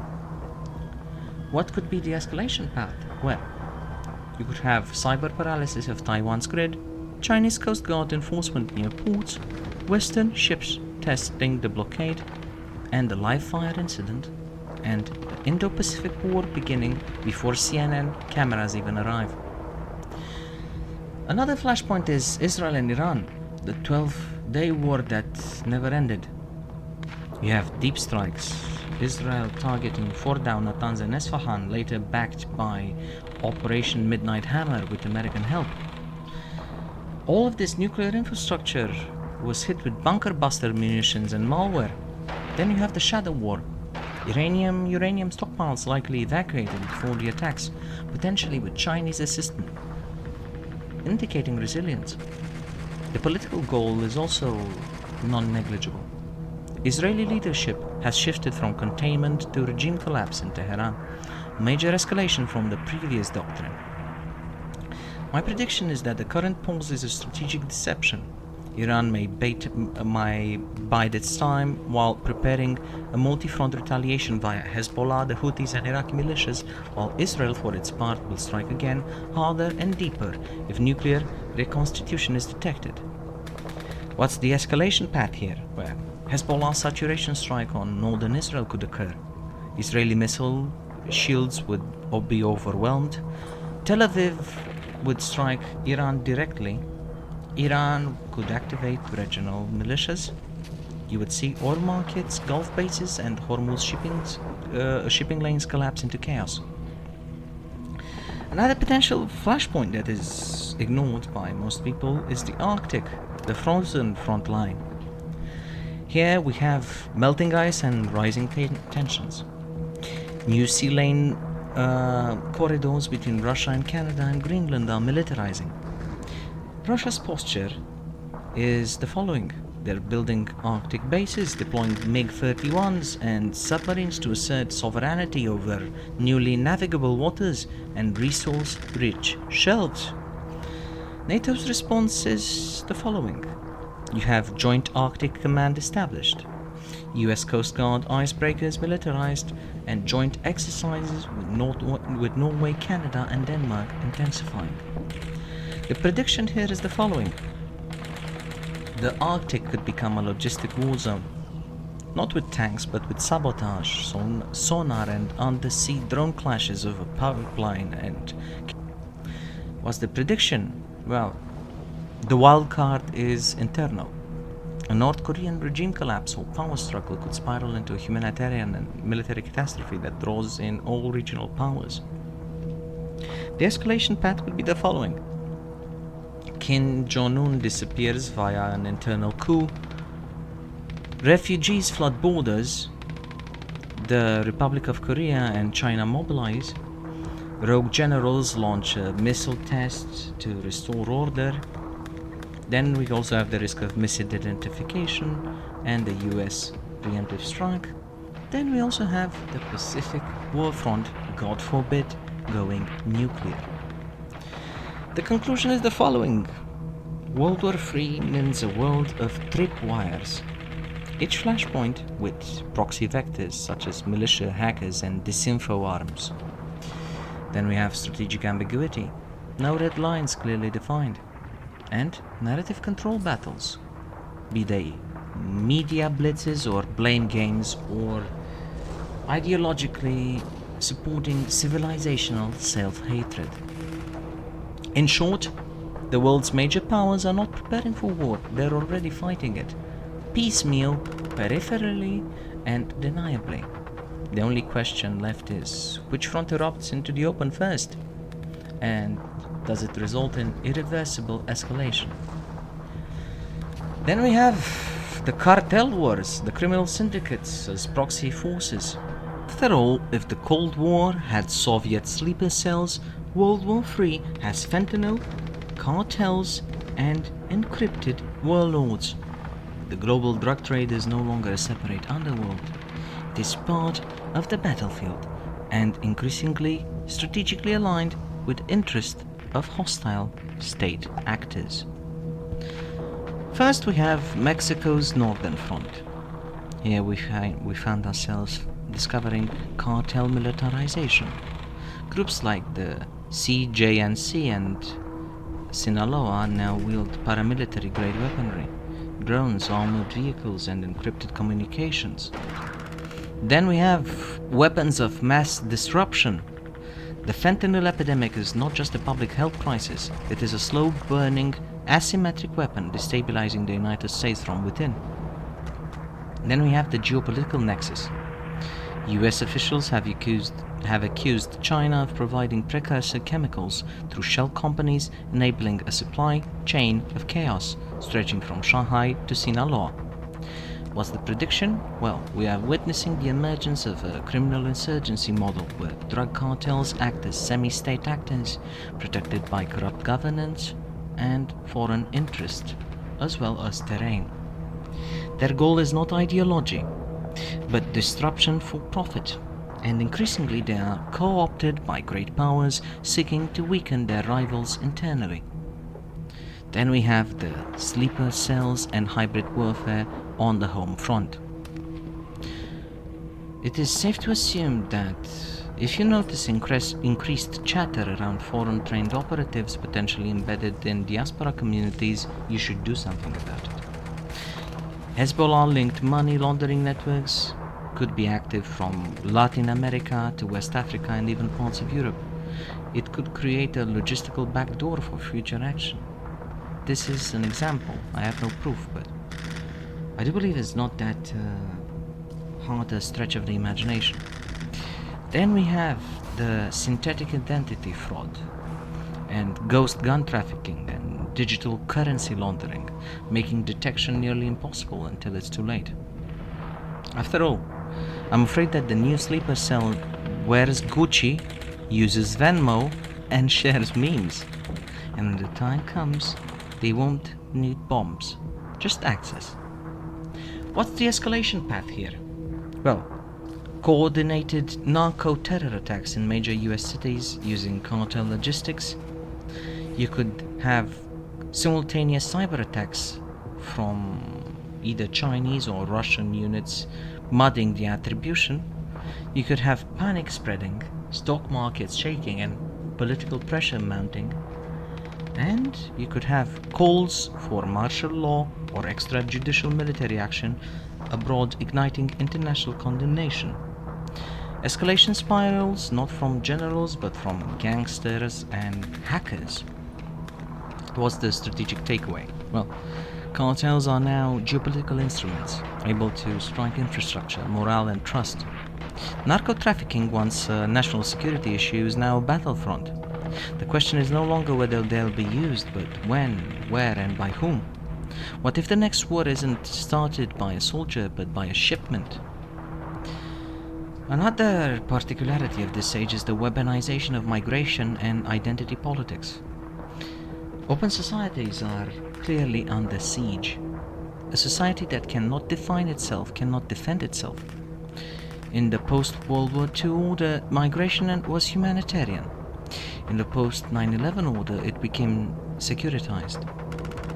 In today's World War III order, mass migration has become a deliberate instrument of asymmetric warfare, social destabilization, and political fracture.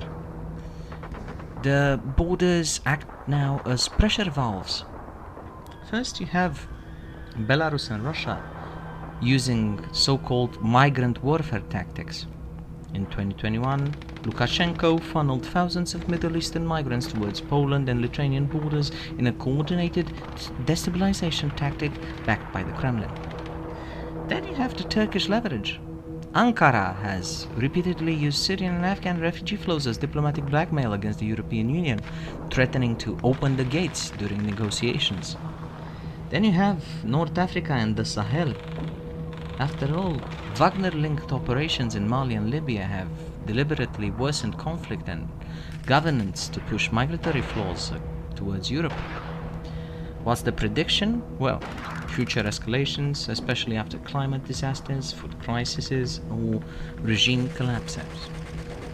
This will see migration weaponized en masse, with information operations amplifying division inside the host nation. I'm afraid to ruffle a few feathers, but this needs to be said. Identity politics is now a vector of collapse. The West has been taught to love its values. The enemy has been taught how to use them as weapons. First, we have what I like to call cognitive subversion. Foreign disinformation campaigns now co-opt civil rights rhetoric, amplify extreme identitarian narratives, and weaponize cultural grievance to fracture societies. Then we have digital radicalization. TikTok, Telegram, and Twitter feed algorithmic echo chambers, pitting race against class, gender against nation, science against tradition. This weakens society as a whole. And not only society, foundational institutions are also weakened. Courts, media, university, and law enforcement are increasingly delegitimized, not just by internal critique, but by external manipulation. The historical parallels are clear. The German Empire sent Lenin to destabilize Tsarist Russia, and he triggered the revolution that outlasted Berlin itself. Then you have the KGB covertly supporting the 1960s counterculture, as we previously mentioned. This happened in the US and amplified the anti-war and anti-institutional message in order to weaken domestic resolve during Vietnam. Today, China and Russia amplified Black Lives Matter, QAnon, Antifa, and anti-vaccine movements, not because they believe in them. They're often contradictory, but because chaos is the strategy. What are the strategic consequences? Well, you have a fragmented national identity. When shared reality disappears, so does the concept of nation-state after all. You have a paralysis of policy. Internal ideological warfare prevents, after all, coherent responses to external threat. And I'm afraid you also have the loss of social cohesion. A once diverse but unified society now devolves into tribalism within its territory, ripe for internal unrest and collapse. After all, the barbarians are not at the gates. They were given the keys, a microphone, and a university chair. Now, what's the escalation path in this scenario? Well, you have cyberbots stirring outrage over real or fabricated microaggressions or police actions. You have mass protests erupting, paralyzing governments and prompting them to either overact or underreact. You have foreign disinfo amplifying globally as a sign of Western decline, if you will. You have trust imploding, local militias and civil violence beginning to replace governance. And you have global rivals declaring that the West is morally bankrupt and act accordingly. What's the strategic takeaway? Well, the very openness that defined liberal democracy, be it free press, free speech, or free movement, is now the battlefield, I'm afraid. Civil liberties are not the weakness, complacency about their defenses. As enemies march behind disinformation, the West must choose either to reform or rupture. World War III isn't fought against freedom, it's fought using freedom. Now we have the risk of accidental escalations, be it AI misfires, EMPs, or cyber blackouts. It's true that the button may never be pushed, but the code might be. In the old wars, escalation meant diplomats failing or generals overstepping. In World War III, escalation may come from a server rack in Shanghai, or a drone AI in the Indian Ocean, or a misattributed blackout in Frankfurt. This is the age of accidental apocalypse, where no one wants war, but war happens anyway. First, let's look at AI. AI on the trigger means the rise of autonomous escalation. After all, human error once started wars. I'm afraid that soon it will be human absence who does. First of all, we have what we call lethal autonomous weapon systems, or LAWS. They're now active in at least 15 countries, including China, Russia, the US, Israel, and South Korea. Then you have the Chinese drone swarms, which could potentially override US aircraft and destroy them. What's the risk? Well, when seconds count, humans are just too slow, but machines don't understand intent, nuance, or diplomacy. You could have a false radar echo, a spoofed GPS signal, or a jamming test, which could trigger a kinetic chain reaction with no malice, just with math. After all, the next Franz Ferdinand might be a ghost in the machine. Then we have electromagnetic pulse, or EMP attacks, and grid attacks. If you wanted to knock a nation into the Stone Age, just 3 missiles and the clear sky would do.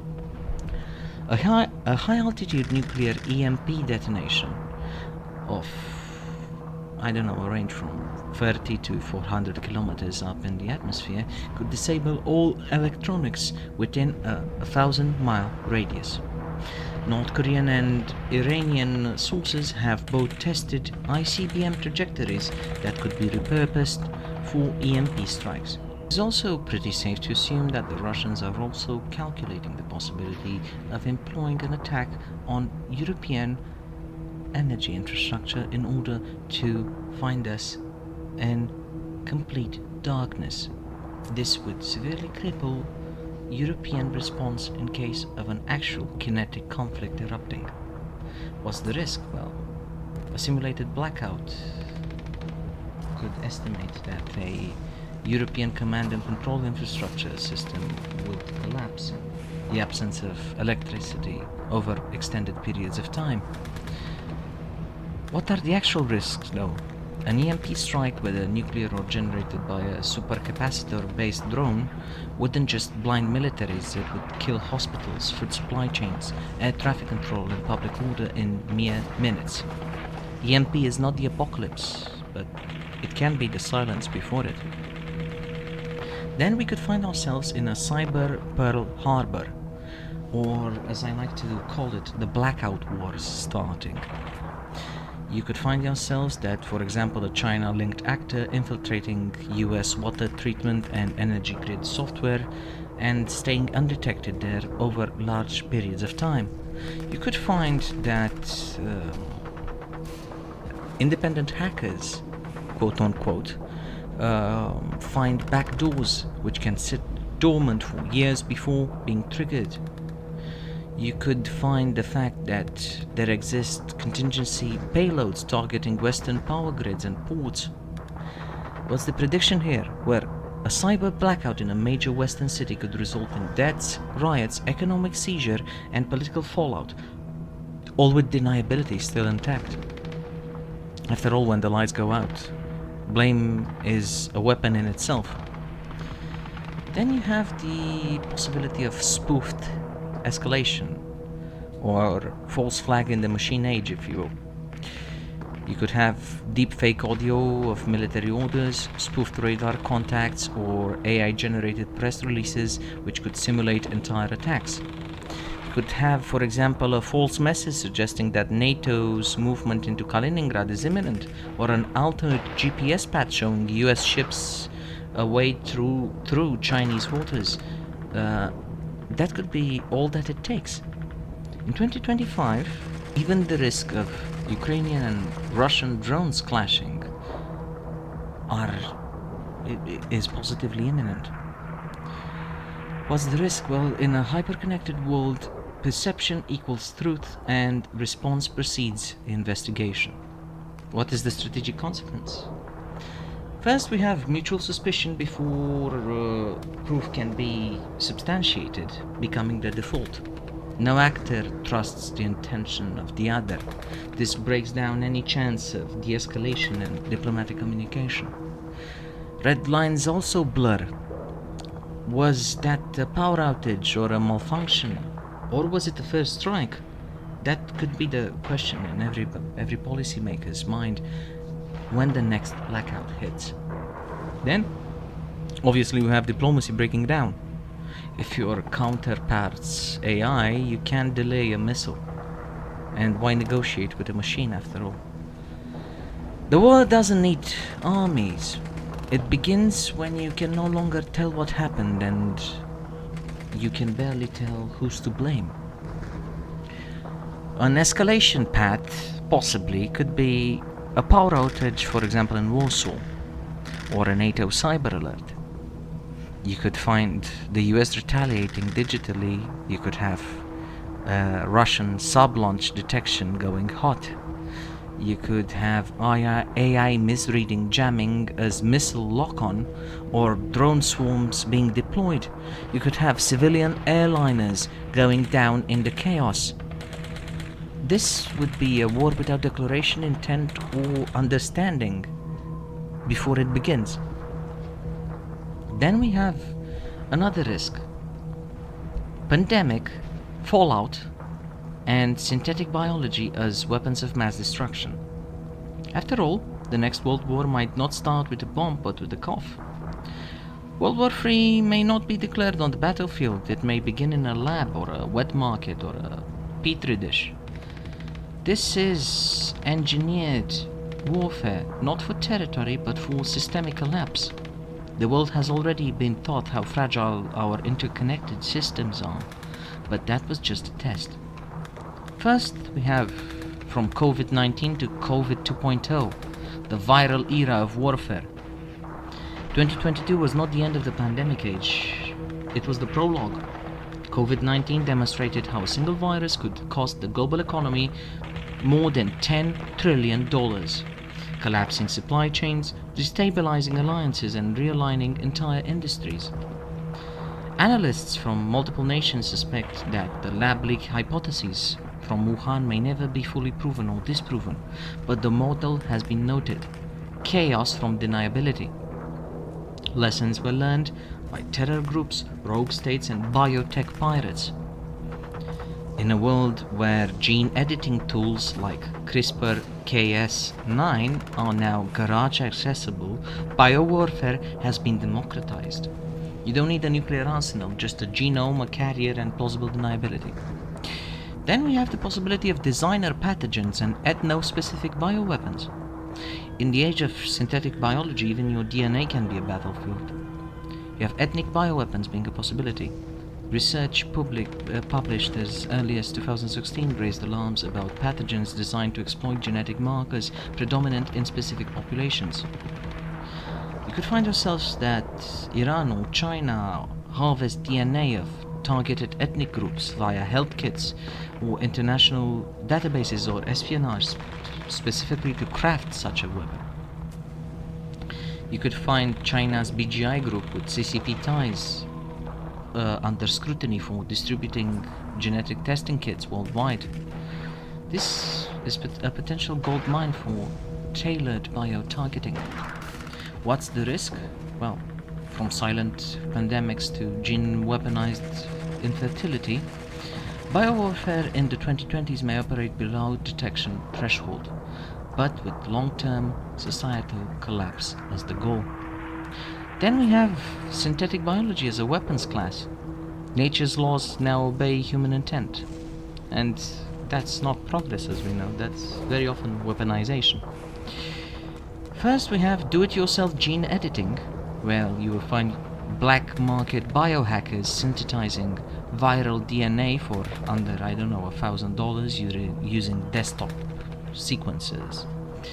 Then you have gene drives, a genetic engineer technique which could alter entire ecosystems. Once proposed to eliminate malaria mosquitoes, now theoretically able to wipe out crops or pollinators in the enemy state. DARPA and China's PLA are both most likely investing in genetic warfare deterrence. This could prove that biodefense is no longer a theoretical theater but an actual one. Then we have global fragility, the real target being civilization. US, South Asia and parts of Eastern Europe still lack resilient public health infrastructure. A new contagion wouldn't need to be as deadly as Ebola or as fast spreading as COVID. Just enough to break the systems, to overcrowd the hospitals, to make any administration seem incompetent, and then push the idea that they need to be put down. Then you have migratory pressure, food shocks, martial law and regime collapse, following as dominoes in case of a severe health crisis. Bioterrorism is not about killing millions, it's about making sure that the survivors are easier to control. And the thing that should keep you at night is not necessarily China or Russia, it's the new players. From cartels to cults.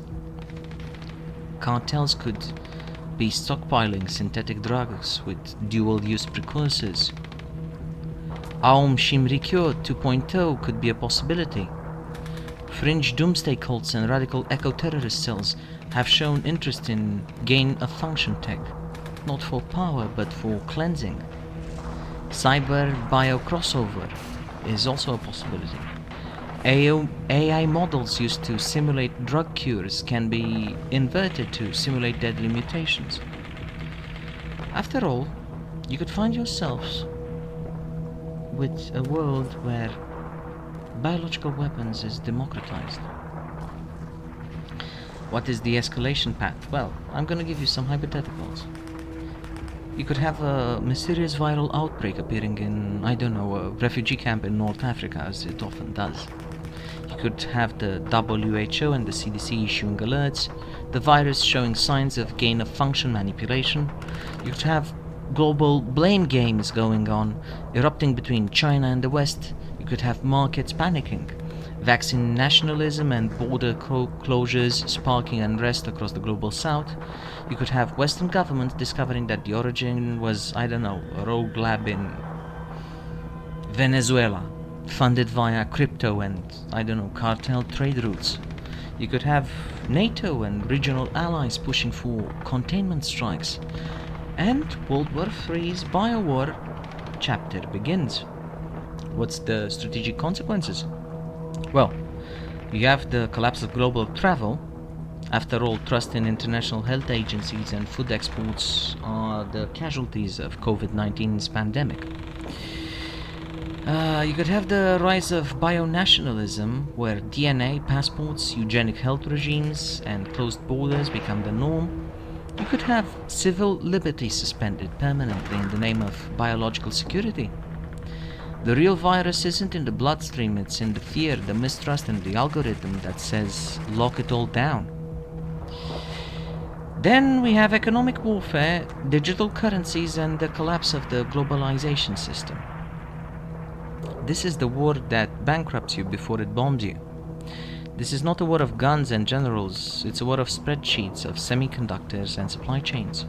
In the 21st century, power is stored not in bunkers, but in banking systems, energy nodes and rare earth stockpiles, and in digital wallets.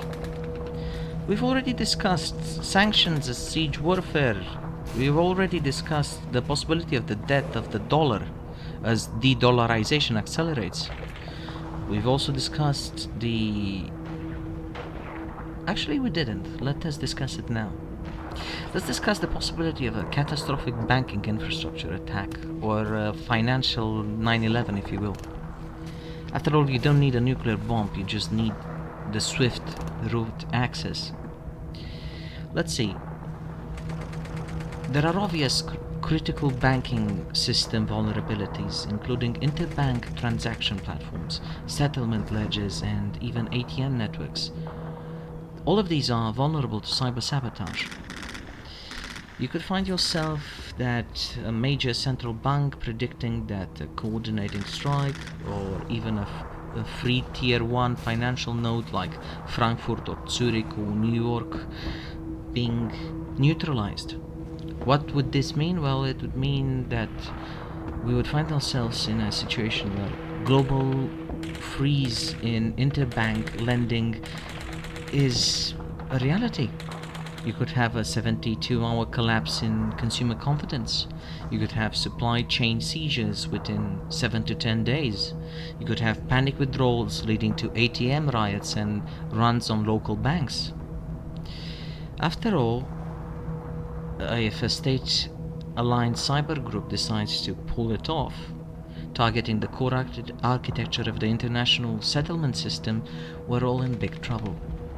If the market dies on Monday, the world burns by Friday. The digital currency wars are still in full effect. Here we have controlled surveillance and fragmentation. After all, freedom once needed borders, now it just needs cash that can't be deleted. China's digital yuan is being used not just domestically but in cross-border trials with Belt and Road nations. The US FedNow system and EU's digital euro project are pitched as efficiency upgrades, but critics warn that they enable programmable finance. This means geo-fenced spending, social credit integration, and blacklisting in real time. Cryptocurrency adoption is now bifurcated. Authoritarian regimes using state-controlled CBDCs, while dissidents, cartels, and shadow economies using privacy coins like Monero. What's the prediction? Well, the next bank run may not be on a bank. It may be a run on sovereign legitimacy itself. This all results in globalization finding itself on the back foot, retreating. Supply chains becoming trenches. The 2020s have seen reshoring and friendshoring of critical supply chains.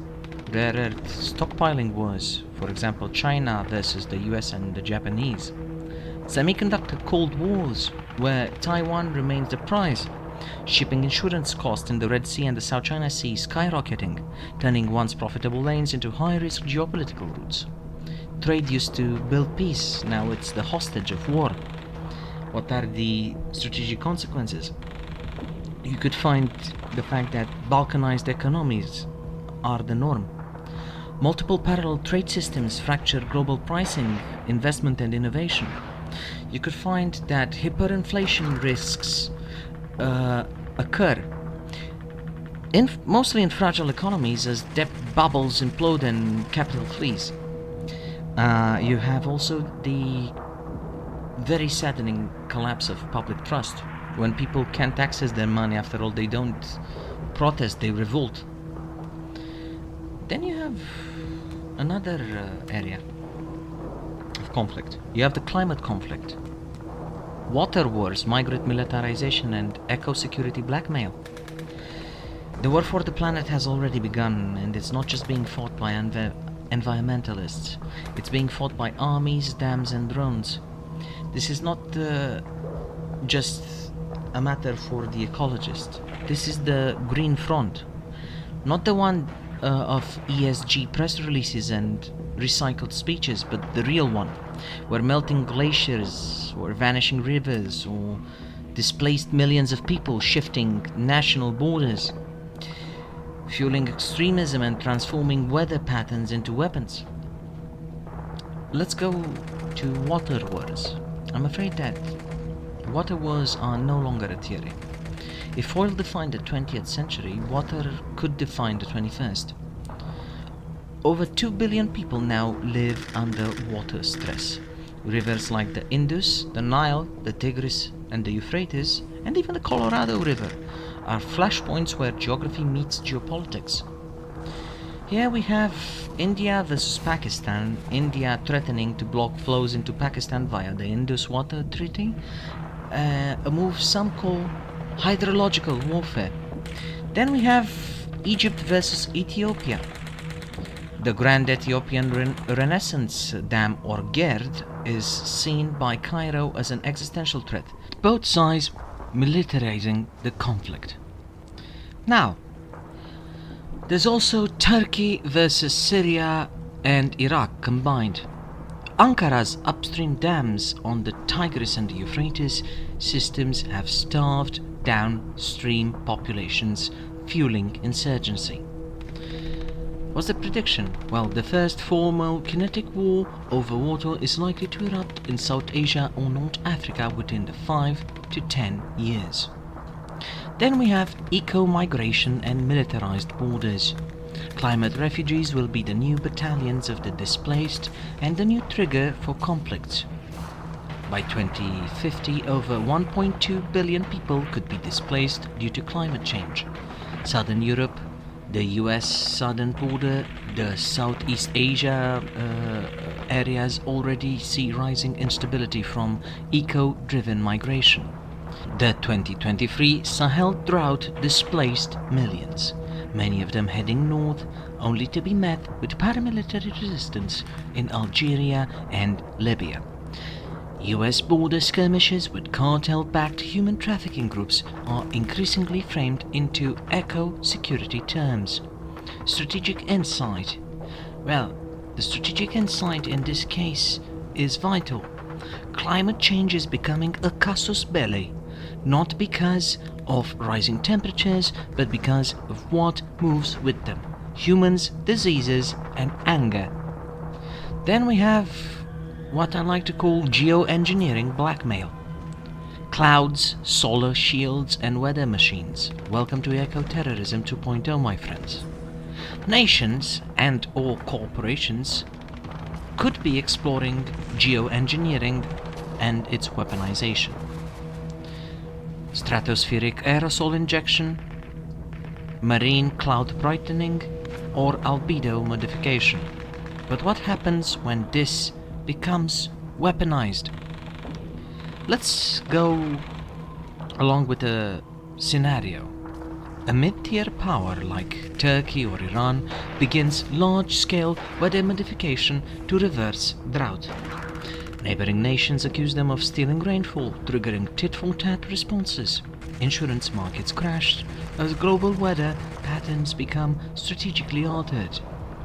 The atmosphere becomes a domain of war, just like space or cyberspace. Then we have climate as the ultimate force multiplier. No nation will be immune, but some will weaponize survival better than others. China's turning desert into farmland using mass-scale irrigation and biogenetic crops. Russia eyes the melting Arctic as a geopolitical jackpot, shipping lanes, oil reserves, and strategic positioning. The US, though technologically advanced, faces internal fragmentation, forest fires, drought, and polarized climate politics. What's the prediction? Well, just as COVID divided societies into essential versus non-essential personnel, the climate front will divide the globe into climate survivors, climate securitizers, and climate sacrifices. What's the escalation path here? Well, this is a near-future scenario. You could see, an unprecedented heatwave collapsing food output across South Asia. Pakistan begins amassing mass diversion of water from the Indus. India responds by militarizing dams and cutting upstream flows. Riots erupt across urban Pakistan. Anti-India mobs storm consulates. China backs Pakistan diplomatically. India moves troops to Sikkim. A limited skirmish on the border escalates into cyber attacks on hydro infrastructure, and the world watches as climate becomes the spark of a kinetic war. What would be the strategic consequences of such a hypothetical scenario? Well, national borders start to mean less than biome. Climate adaptation zones become the new geopolitical maps. Cities wall themselves off, not from each other but from climate refugees. Climate populism emerges, leaders who promise national survival at any cost. Then we have the collapse of the insurance market. Banks refuse to underwrite entire regions. It's not the climate apocalypse that kills you, it's the armed response to it. Another important topic that we already mentioned, but I want to discuss further in detail, is permanent mobilization. No draft, just a war economy in disguise. You may not be holding a rifle in this war, but your wallet, your data and your attention are already conscripted. We are irrevocably living in the era of civil-military fusion. What's CMF? Well, once exclusive to China's national doctrine, civil-military fusion is now the de facto global reality. You have US industries increasingly serving dual use, that means both commercial and defensive goals.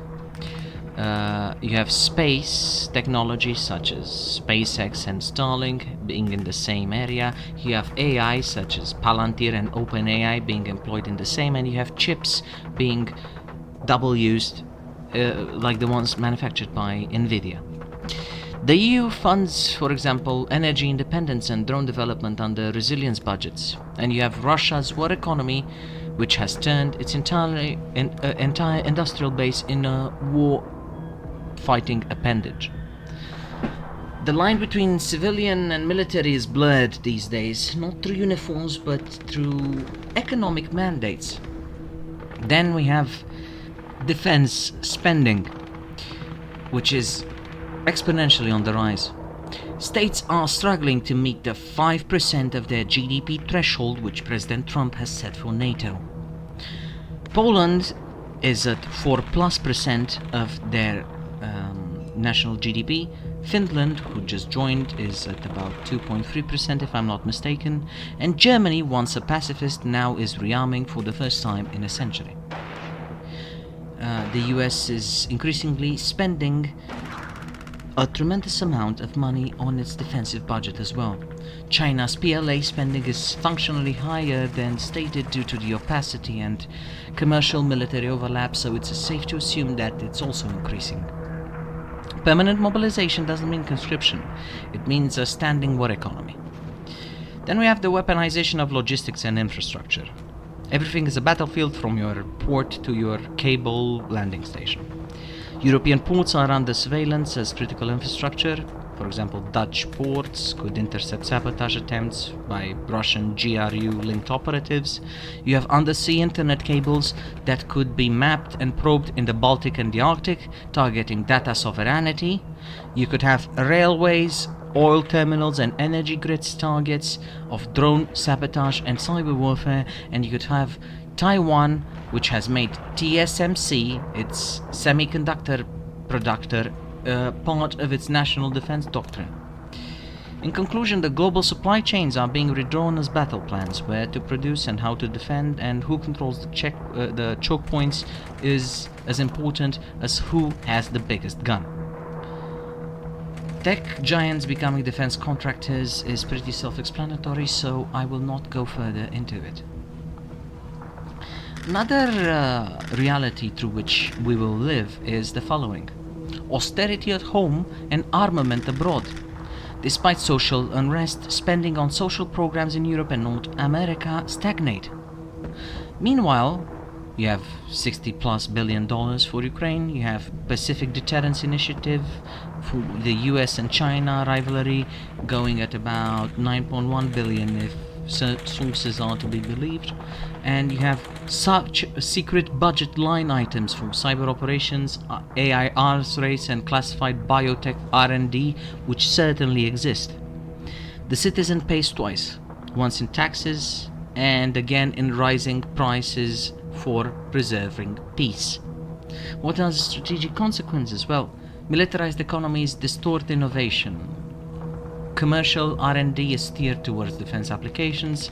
You have inflation cycles which are increasingly linked to resource militarization and supply chain targeting. You have governments facing legitimacy crisis, citizens beginning to ask, well, if you're not at war, why are we always broke? And some may argue that the citizens are right on that one.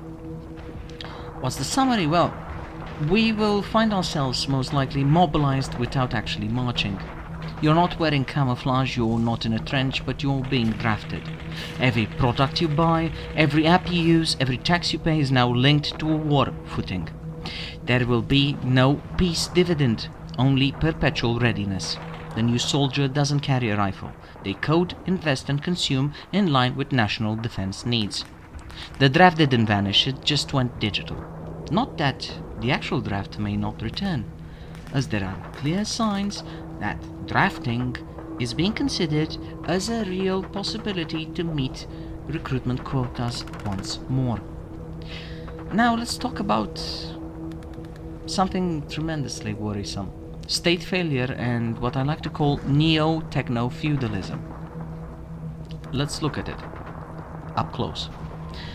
If you thought the future was democratic, you could be right. But what if I told you that it would be neo-medieval instead? The crumbling periphery is where you would first see it. That's where the state withers first, after all. As international systems fragment, we're witnessing localized collapse of state authority, first in the global south, but increasingly in the west as well. I'll give you a few examples. You have Haiti, who's a preview of modern anarchy, where gang states, foreign intervention and zones of exception are the norm. You have the Sahel, where fragmented nations find themselves into Russian-backed juntas, Islamic caliphates, and ecological collapse. You have France, Italy, Germany, and I could keep naming Western states who confront with riots and unrest tied to migrant crisis, economic strain, identity politics. You have even areas, certain suburbs where state's authority is symbolic at best. The so-called no-go zones are a reality in many of Europe's capitals. Then you have the United States, who in an endeavor to stop civil upheaval has reached a point of contention between state and federal authorities. The Los Angeles protests of 2025 are a symbol of how this conflict is degenerating in the United States. The ICE protests, the No Kings protest, are worrisome signs, not necessarily of a living democracy, but I suspect a weaponized discontent in order to put the United States at a strategic disadvantage. You will see also the rise of the gated city-state. For example, corporations, elites and parallel governance actors would be building their own worlds, with their own borders. New Lagos, Neom, Silicon Valley enclaves, Dubai, Singapore, prototype neo-feudal safe zones. Cities with autonomous security, with biometric access, with drone surveillance and their own currencies, be they crypto tokens or, any sort of corporate coin you can think of. Then you have the possibility of gated suburbs outside Paris and London, who are no longer just luxury but a defensive position. Funny enough, we're going back in time to a point where, in a fragmented world, the fortress replaces the flag. We also see the return of the mercenary. Private militaries going mainstream. For example, we have the Wagner Group, the RSF in Sudan, Gruppo Russo, and dozens of others now operating globally, often on behalf of states unwilling to risk official war.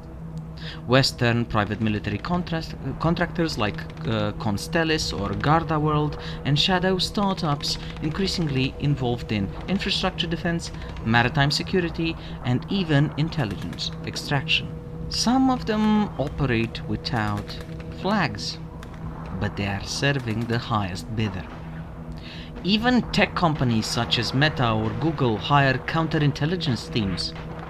Brazil's favelas are now guarded by armed corporate security, not police. Loyalty is no longer to the nation but to the contract. This is the world of cyberpunk come to life. Parallel governance and institutional hollowing are also a risk.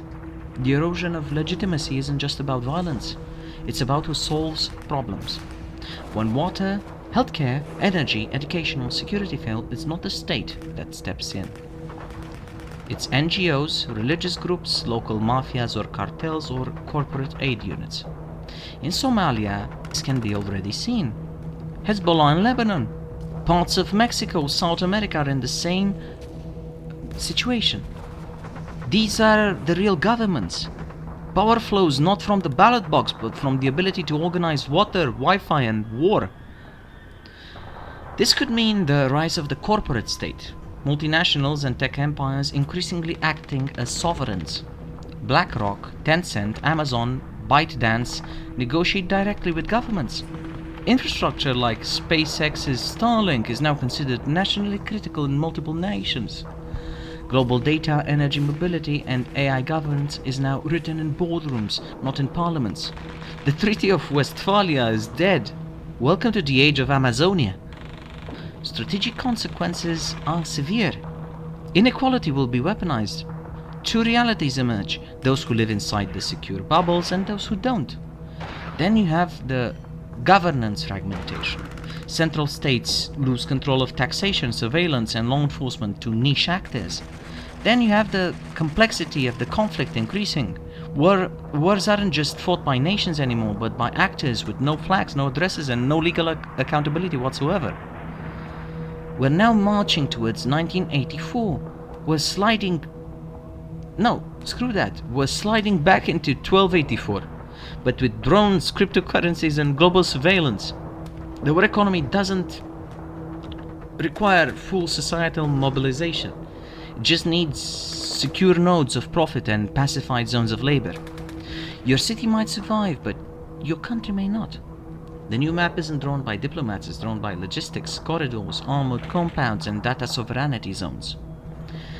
So basically, forget the United Nations. Welcome to the United Enclaves, if you will. Now, let's talk about the threshold events, the triggers that could snap the system entirely. You don't need a Sarajevo, you just need the wrong event at the wrong time in the wrong system. Even in the age of slow-burn conflict, certain threshold events, be they flashpoints, accidents, or targeted shocks, could send the global system into open irreversible breakdown. These are not hypotheticals, they are increasingly probable and imminent. First, we could find ourselves in a global cyber blackout, where the SWIFT, the GPS, or the DNS are attacked. World War III won't start with a missile, it will start with a login error. A coordinated attack on financial or positional infrastructure such as the SWIFT network, undersea cables, or DNS root servers could cripple trade for weeks, wipe billions in market value in minutes, and trigger panic, bank runs, or false accusations between the great powers. Notable incidents which tend to show that this is possible is the Colonial Pipeline cyber attack, where temporary gas shortages occurred, the Russian GRU-linked Cyclops Blink malware targeting routers globally, and the undersea cable sabotage near Svalbard and the Taiwan Strait. What is my prediction in this case? Well, if multiple cables go down and GPS spoofing hits air traffic control, panic sets in within hours. Escalation could follow within days in that case. Then we have another scenario which could make it all go wrong. A dirty bomb or a bioweapon false flag operation. In a time of open source bioengineering and nuclear material trafficking, a false flag WMD is no longer unthinkable. A dirty bomb in a major Western capital, both real or faked, could justify martial law, war mobilization, and strategic retaliation on a state or a proxy. Some risky zones on Earth are Ukraine's Zaporozhye nuclear plant, which remains vulnerable to this day, CRISPR and DUI at biohacking no longer being science fiction, being accessible to bad actors with ideological or monetary incentives, and a plethora of other cases. These are just a few. The world has irrevocably changed. We could also see a sovereign default of a major power, be it the United States or China, because when empires default, I'm afraid that history resets. If US debt service costs surpass military spending, which is already projected for 2026, or a Chinese local bond crisis triggers national contagion, you could see a confidence collapse. You could see the dollar supremacy being questioned, supply chains freezing, widespread capital flight beginning from both superpowers. This economic collapse can rapidly metastasize into kinetic war to redirect blame or force reordering. In other words, war becomes a distraction, a justification, and an economic purge mechanism. Furthermore, space is also a high-risk area. A space incident could trigger a disproportionate reaction, be it a Starlink event or an anti-satellite escalation. Space is now strategic terrain. If China, Russia, or even rogue actors knock out communication constellations, for example Starlink, the following ensues. You have no drone coordination, you have no battlefield intel, and no civilian internet in large regions. A space incident would likely trigger unprecedented cyber and kinetic responses, especially by NATO or US Indo-Pacific Command. This new theater will come with an old doctrine: whoever controls orbit controls Earth. Then we have a migration shock which meets political collapse. In the 2025 to 23 time spans, these are projected to bring climate refugees, post-war diaspora flows, and economic exoduses. For example, you have people fleeing Africa from both Sahel and the Horn. You have South Asia, which exports a lot of people from Bangladesh to Myanmar. You have Latin America with the Andean collapse and the potential Venezuelan famine 2.0. And that would hit you with a mass migration wave, let's say 5 to 10 million, through Europe or the US's southern border. This could bring a collapse of centrist coalitions. This could install far-right or military regimes and end Schengen or trigger internal US state conflict. The migrants won't likely carry weapons, but their movement may detonate new walls, new wars, and new ideologies. Then we have the risk of assassination or deepfake death of a world leader. A real fabricated death of, Trump or Xi or Zelensky or Netanyahu or Putin. This could instantly reorder alliances, trigger panic trading, or spark retaliatory campaigns. Deepfakes make rumors indistinguishable from evidence, and in an algorithmic world, perception wins before reality checks in. This may seem stupid to you, but let me give you the following scenario, and this is off the top of my head. Think of a DDoS attack. You have no communication whatsoever, or even a general communications blackout, and the only channel available is a deepfake facsimile of, your national state television, if you have that, or of a large commercial television. And you see on the news that your president was assassinated, that your government has collapsed, and that the armed forces are in disarray. What does this trigger? Well, a visceral response. And until communication can be restored, the damage is already done. The soft underbelly of the state is already exposed to your enemy. Next, we have a possible NATO red line violation. In this scenario, Russian artillery accidentally hits, a Polish convoy, or a Turkish drone strike kills a Russian or US contractor in Syria. Will Article 5 be triggered, or will it be bypassed? If you trigger it, you have a full NATO response, which is a major escalation. If you don't trigger it, NATO loses legitimacy and deterrence forever. Article 5 is a nuclear tripwire, not for bombs but for trust. In summary, the fragility of this new world has no margin. This isn't a cold war, it's a warm one. It's a boiling one, just under the surface, and all it takes is one heat spike. Each of these threshold events isn't merely possible. They are being gamed out by defense ministries, I guarantee you that. By defense ministries, by hedge funds, even by AI models. World War III doesn't need a beginning. It just needs a rupture in the system that makes the mask fall off and the guns come out. So what's left of hope? Well, a civilization doesn't survive by avoiding crisis. It survives by adapting through it. The black swan that destroys one system can be the phoenix that gives birth to another. This is not blind optimism, as we don't do that here. This is war fighting with a future worth saving. First, you need strategic resilience. Build parallel redundancies now, like yesterday. Global infrastructure, be it data, banking or logistics, is over-centralized and brittle. You need to nationalize critical supply chains. Semiconductors, pharmaceuticals, food or rare earths. You need to build decentralized but interlocking redundant infrastructure, be they local grids, backup satellites or hardline communications. You need to promote cyber militias, train civilian coders for defense, similar to Estonia's model. You need to remilitarize civil defense, not with panic but with preparation.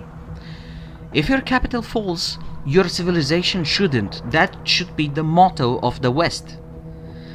You also need an Alliance 2.0. Build the forgotten coalitions beyond NATO or BRICS. The problem is that the Cold War alliances are misaligned with today's war fronts. The solution could be to create resilient regional pacts based on shared threats, not old empires. For example, MedShield, which has France, Greece, Israel and Egypt. You could strengthen middle power diplomacy, South Korea, the United Arab Emirates, Indonesia, Romania, Mexico, all of them vital swing states when you think about it. You could launch a digital Geneva Convention, a new cyber law treaty for AI war limits, deepfake bans and hybrid war ethics brokered by neutral democracies, or even moderate dictatorships at this point. You don't need to resurrect the United Nations. You need to reinvent it for the cloud age. Then you have the issue of cultural re-sovereignty. You need to rebuild your identity without the extremes. The problem is the following. Identity wars are tearing the West from within. Postmodern nihilism breeds internal collapse. What's the solution? Well, funny enough, you need to invest in civic philosophy and national myth renewal without the supremacism. You need to use tech to reinvigorate real education and digital literacy. You need to combat TikTokification of the mind. You need to promote global counter-narratives with dignity. Modernity doesn't have to mean moral decay. And you need to forge new rites of passage for the youth, similarly to what the French did. You need civil service, frontier building, not influencer culture to define your youth. A culture that mocks itself too deeply cannot survive. Then you have technocratic humanism. You need to embrace AI, but with boundaries. What's the problem? Well, the problem is that tech is accelerating faster than state policy. So weaponized AI will deepen conflict before we regulate it. What's the solution? And I know something about this because I'm actually doing my PhD on AI and human rights. You need to build AI ethics cores in every major government. You need to mandate human kill switch override protocols in all AI combat systems, and you need to launch a digital Versailles binding tech treaties on AI, drones, cyber war, and neural propaganda. You need to incentivize open source civic AI tools, transparent systems for media literacy, mental health and education. You need to learn not to fear the machine. You need to fear the man who never questions what he lets it decide. Then we need funny enough, a spiritual counterinsurgency, if you will, in order to fight fatalism with meaning. Hopelessness is now a weapon, cynicism is strategic, and most people feel too small to fight back. That's not true. It's simply not true. You need to support grassroots movements that rebuild community-level sovereignty, local farms, neighborhood resilience, independent journalism, and the sense of belonging. Then you need to recover forgotten ideals, beauty, sacrifice, loyalty, truth, not as memes but as lifelines. Support trans-ideological alliances. The sane left should join the pragmatic right and the dissolution center. You need fund mental health not just as therapy but as national security infrastructure. We don't need another movement. We need millions of humans deciding to live with courage, not compliance. Now, this is a fight for civilization. It's the fight for the civilization you want to inherit. This is not the end of the world, but it is the end of something. What replaces it is not written in stone. It's coded in servers, it's printed in ballots, it's spoken in microphones, and whispered in prayers, and sometimes even fought in silence by unsung heroes of from pro-Western hacktivist to a special forces unit which is risking their life right now. I'm afraid to say that you're now inside of the period which historians will later deem to be World War III. You just didn't know it, but now you do, and that means you get to choose what you want to do with that knowledge. Let's discuss the home front, if you will. What life will be like in the 2030s. As I said, you're in World War III. No bombs are falling on your neighborhood, true, but everything is already under siege. War no longer needs uniforms. In the 21st century, the battlefield is your economy, your identity, your digital life, and even your emotions. Here's how World War III will reshape daily experience of citizens and in the developed and developing world alike. First, we will live through a soft mobilization, the return of the civilian war economy. As I said already, there is no draft, but there is no peace either. You will see the age of the volunteer soldier fading. Instead, we would enter an era of permanent strategic mobilization. Well, you will also see the rise of national service schemes, be they digital defense or cyber patrols or infrastructure reserve corps or even civil service. You'd see formerly civilian sectors like logistics, AI and biotech being subsumed under military-civilian fusion models. You'd find defense contractors becoming lifestyle brands. War will be invisible but omnipresent. Think the civilian uniform is your job, your app, or your biometric trail. Just think at the French reintroduction of mandatory civil service. Just think of US digital conscription bills. Just think of Estonia's total defense doctrine, now being studied by Nordic and Eastern European states. Then you have the rise of the digital gulag, where surveillance, ID, and algorithmic cages are the norm. Your phone is your pass, and your browser history being your loyalty score. The era of liberal digital freedoms is coming to a hard stop. Security threats, both real, engineered, and even imagined, will justify a new regime of pervasive techno-governance, where surveillance is frictionless, predictive, and inescapable. Then you have from the switch from privacy to, let's say, programmability. Digital ID systems will become mandatory in most advanced economies. They will be framed as anti-fraud or anti-cybercrime or health emergency tools, and I'm not saying it's a lie. I'm just saying that it has multiple uses. Then you have a programmable central bank digital currency, which will allow for purchase controls, time-limited benefits, and transaction surveillance. And even if China's social credit score system isn't being exported, it's being replicated through modular Western tools by banks, by HR departments, or by app providers. You still have the freedom of speech. You just won't have the freedom of reach or of income. AI surveillance also goes beyond Orwell and into Palantir. Predictive policing based on facial recognition and movement tracking will be the norm. AI-driven HR vetting, university admissions, and government grant allocation will also be a point of obviousness. Emotion recognition software used to identify pre-criminal behavior at borders or at protests will be employed. Notable developments could be India's Aadhaar system used for welfare and movements tracking. Or you have the EU's Digital Services Act pushing for a real-time content removal via AI. Or you have Palantir's expansion into predictive migration control and security and health security modeling. This is the age of the post-human bureaucracy. Appeals processes became automated, faceless, and circular. Algorithms referring to other algorithms. Citizens lose access to human decision makers in tax audits, travel bans, and banking decisions. Protest is permitted, but algorithmically muted. We digitized the DMV, then we gave it weapons, emotions, and immunity, basically. Now, resistance will be monetized. Black markets will emerge for privacy tech, counter-surveillance implants, fake digital identities, and social credit laundering services.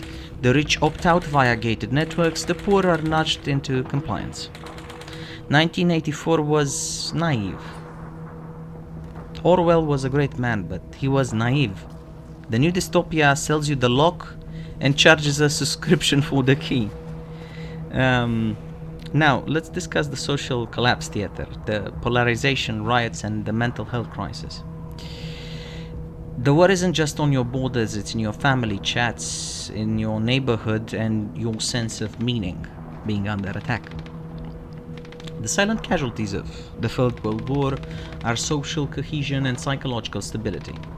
The battlefield is now local, internal, and often invisible. It's eroding institutions and relationships, and even the sense of self. You have institutional paralysis meeting mob rule. Governments increasingly responding to optics, not to strategy, fearful of Twitter mobs, activist campaigns, and algorithmic sentiment shifts. Lawfare replacing warfare, every public policy is hijacked by culture wars, every election mired in legitimacy crisis.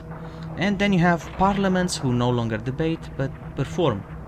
Protest becoming ritualized chaos, and flash mobs live-streamed clashes and branded outrage being the name of the game. Think the French Yellow Vest 2.0 protests cross-pollinated with climate radicals, or the January 6 narrative metastasizing into sovereign citizen movements, or the Balkan states on the brink due to a meme-driven ethnic tension revival. Does that sound silly to you? Well, I'm afraid it isn't.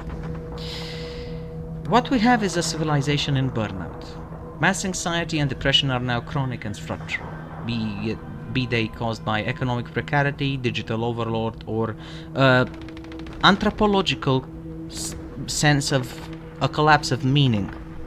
Suicide rates and psychotic drug consumption surge, and therapy is replaced either by religion, but a hollowed version of it.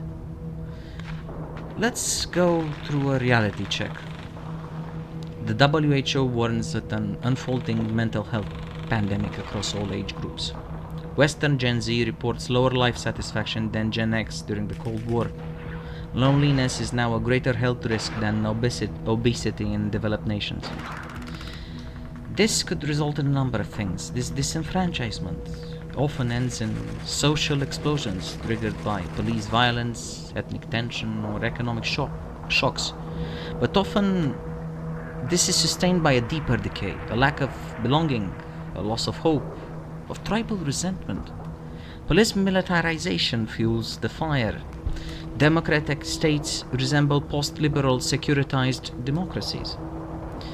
An example of a few scenarios, a few hypotheticals is, riots after bank closures in Spain and in Italy. You could have migrant-led uprisings in megacities exacerbated by identity-based digital ghettoization, and you could have US red state versus blue state cities locking down in mutual fear of each other. This is doom culture and algorithmic nihilism. Black-pilled influencers, doomer memes, collapse TikTok and prepper Instagram fuel generational fatalism. The world is ending is the feeling. The world is ending is no longer a prophecy, it's a lifestyle branding. Entertainment becomes dystopia and hope becomes cringe. When hope is gone, people riot. When purpose is gone, they self-destruct. This isn't collapse porn, it's collapse. This isn't make-believe, this is manifest destiny. Talk about manifestation. You're manifesting our own collapse. And the new class war will have bunkers, tech lords, and digital serfs. Well, you need to take all of these into account. After all, in World War III, the most unequal battlefield is not geopolitical. It's economic and digital. A war between those who cannot escape collapse and those who must endure it.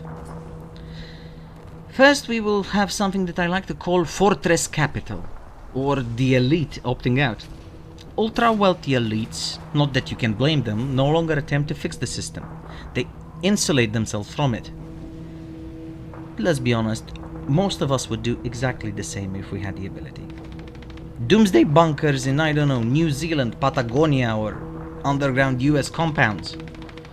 You have private security armies, biometric gates, and independent energy grids. You have citizenship by investment programs to hedge regime change risk. For example, you could find yourself reading in the year 2027 a leaked investor memo from a major hedge fund referred to as post-governance real estate assets as the only safe bet. After all, why reform the empire when you can leave the map? Then we have the rise of what I like to call techno-feudalism, platform lords and rentier populations. Tech companies replace states in key areas. Health being replaced, I don't know, by Amazon or Apple, finance by Stripe, Square or crypto platforms, and information by Google, Meta and OpenAI. Citizens become users. Rights becomes a matter of terms of service. AI governs access to employment or insurance or credit or even healthcare. You don't vote for your landlord, your algorithm or your overlord, but they run your life. It's like that old joke about Russia. They say that you can't elect two things in Russia. Your parents and your president. Anyways, we have the middle class meltdown. If you add inflation with automation and offshoring, you have the collapse of the white-collar stability class. Many have become digital sharecroppers, renting everything, owning nothing, and gig working to survive. Others become compliance bureaucrats, middle managers of the new system guarding gates they'll never pass through. The key trend? Well, 2040 projections would probably show less than 12% home ownership among the under 35s. In most Western cities, that is already a reality. Access to housing, education, banking tied to behavioral compliance will become the norm. Social media strikes, public expressions of non-compliance, and refusal to install state-sanctioned apps could result in penalization. Non-compliant citizens are not jailed, they are digital pariahs, a class of digital untouchables. Medieval serfs couldn't leave the land. Digital serfs can't leave the app. Great fork in the road is the following. You have fragmented futures, or rebellion of meaning. When the old world breaks, and it will, new worlds bloom in its cracks. Even in World War III and its darkest turbulence, alternative futures emerge. Some are fractured, others are radical. A few offer strange forms of hope. You could see the rise of what I like to call parallel civilizations. Disillusioned populations begin forming intentional enclaves, off-grid digital micronations, encrypted communities using decentralized currencies, religious revival zones, eco-villages, technocratic monasteries. These aren't cults. They're proto-civilizations in embryo, reacting to the breakdown of universal values. You could find yourself, I don't know, seeing an order like, I don't know, the Neo-Benedictines in Eastern Europe integrating permaculture, Orthodox theology and blockchain governance. Everything is within the realm of possibility, and in this realm, I believe that science fiction writers have much more of an advantage than a geopolitical analyst such as myself. Now, What we could also see is a return to meaning beyond the consumer identity. A revival of deep ideology, of myth, of tradition, and of ancestral memory. From radical Islam to traditional Catholicism, from Hindu nationalism to Stoic communes, you could see a rebirth of these. Western youth the entirety of the Western youth is disillusioned with postmodernism and self-expression. They would eventually seek hierarchy, structure, and belonging in this scenario.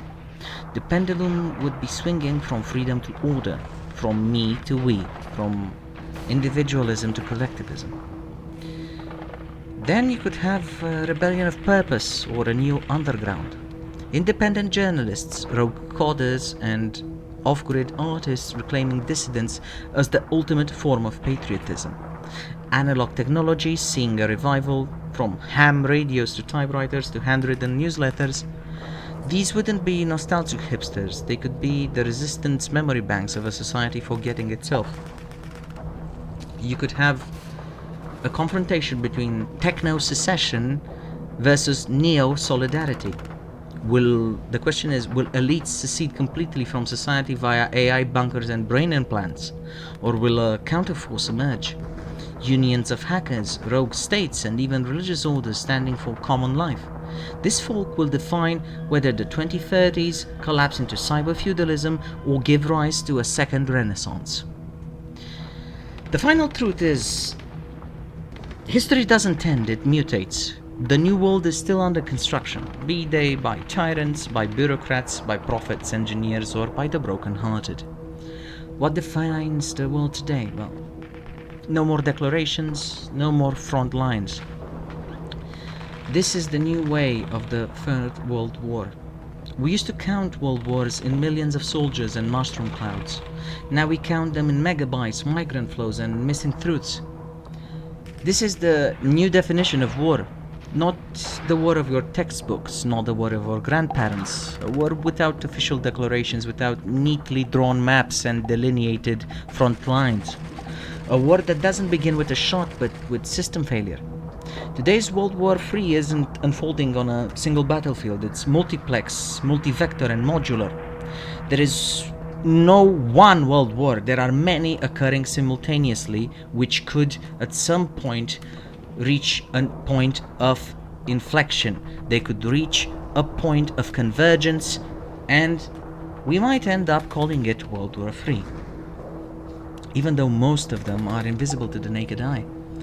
I'm afraid this isn't science fiction, it's the cold professional diagnosis of a planet in strategic freefall. Let's diagnose it. Let's redefine what World War III is. A world war in the 20th century was defined by a number of major powers being involved, a scale of military operations being exacerbated, the existential nature of the stakes, and the systemic collapse of what followed. But here in the 21st century, those parameters have changed. Let's update the formula so you better understand what I'm talking about. We have a simultaneous multi-domain conflict involving state and non-state actors. We have spanning economic, digital, and psychological, kinetic, and ideological fronts. We have all of these affecting all major power centers, directly or indirectly. We have no shared diplomatic framework or rules of engagement, and this results in civilian systems becoming strategic terrain. This isn't the Great War or World War II. This is a postmodern war, networked, non-linear, and always on. Every system is a front line. Finance is a front line. Trade routes are front lines. Information is a front line. Culture is a front line. Cities are a front line. It's already World War III. We just changed the rules. Ukraine is the largest land war in Europe since World War II. Gaza is a constant boiling point of asymmetry and urban attrition. Taiwan lives under daily threat of economic, kinetic, and cyber siege, and Africa's Sahel region is being swallowed by coups, Islamic proxies, and great power competition. Each conflict alone could be dismissed as regional, but taken together, if you connect them via supply chains, disinfo pipelines, and satellite relays and energy markets, they form a planetary battle space. It's a world war without a Versailles Treaty to prevent it. A world war without Nuremberg trials when it ends. A world war where the battlefield is the infrastructure of your daily life. from declared wars to detonated systems. From 1914, which began in Sarajevo, to 1939, which became in Poland. Our war started with COVID-19 cracking supply chains, with Crimea in 2014 and the first cracks in the Pax Americana, with the Arab Spring, and now it accelerated with the AI arms race, with the BRICS monetary realignments and the weaponization of energy. And I'm afraid to say that it metastasized with the disintegration of the shared narrative, what we once called so beautifully and simply truth. We live in a psychology of denial. Why don't we feel we're in a world war? Well, because we're not being conscripted into the trenches, bombs aren't falling on London or Los Angeles, or at least not yet, and global elites still attend conferences, and the markets are still open, and you can go to music festivals, you can engage in careless intercourse with the chick at the bar, you can do whatever you're used to. But we do see it gets worse every day. Civil unrest in Paris, in Berlin, or in Portland. Children radicalized through encrypted channels. Elections hijacked by foreign deepfakes. Medical supplies blocked due to trade blackmail. Families unable to pay heating bills due to pipeline sabotage. This is a slow burn world war, a systems war. And the longer we refuse to recognize it, the more dangerous it becomes.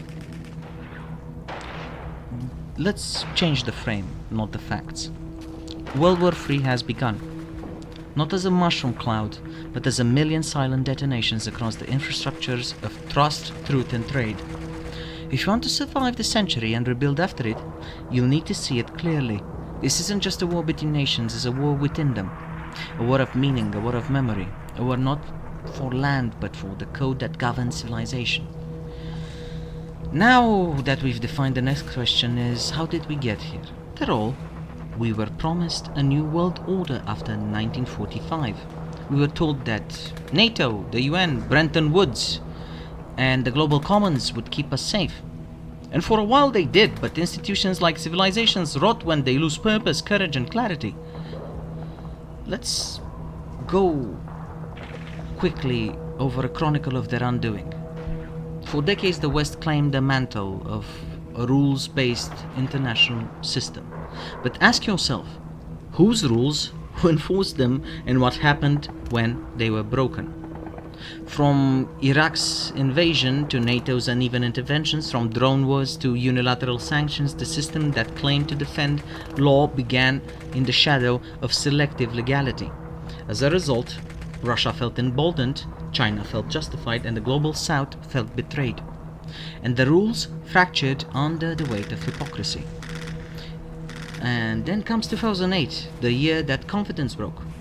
If the Cold War ended the ideological war, 2008 ended the credibility war. Global banks crashed the system, and no one went to jail. Western democracies bailed out financiers, not citizens. The Occupy movement birthed a disillusioned generation. It was there that the world order began to lose moral authority. And if 2008 was the first crack, COVID-19 was the rupture.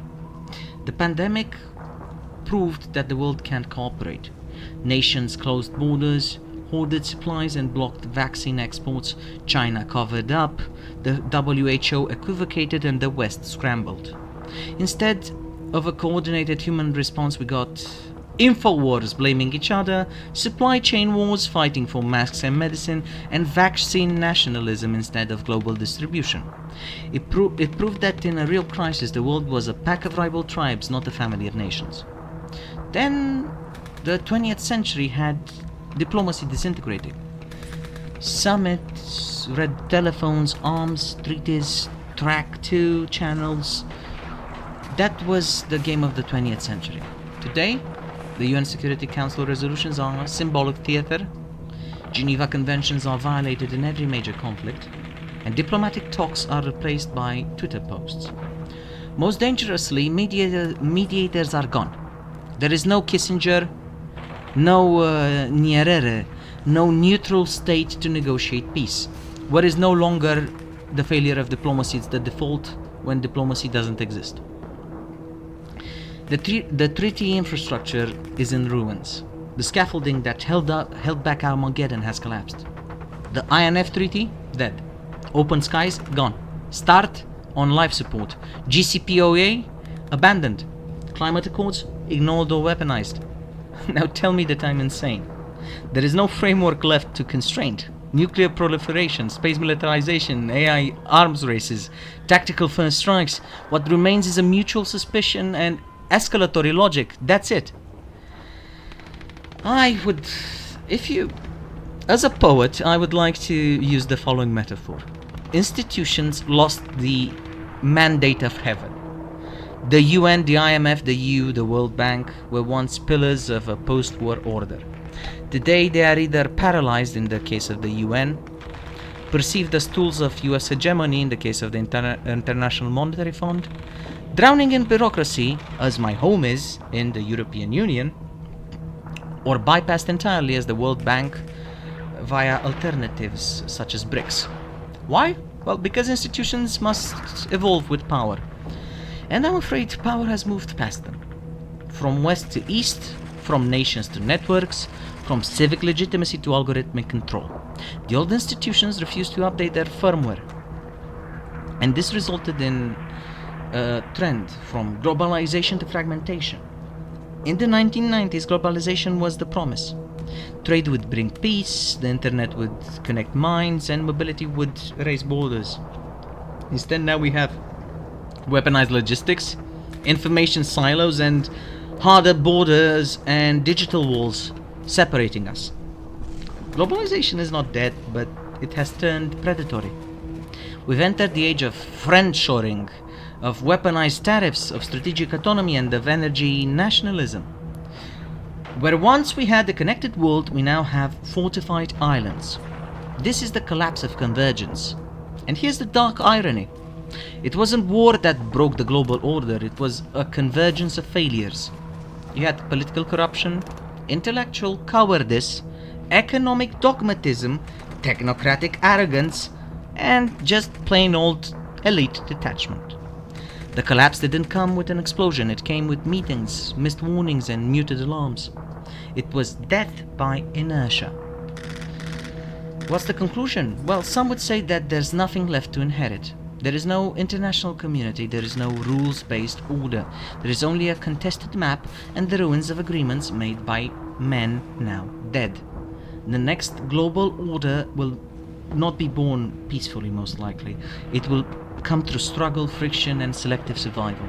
And that raises the next question.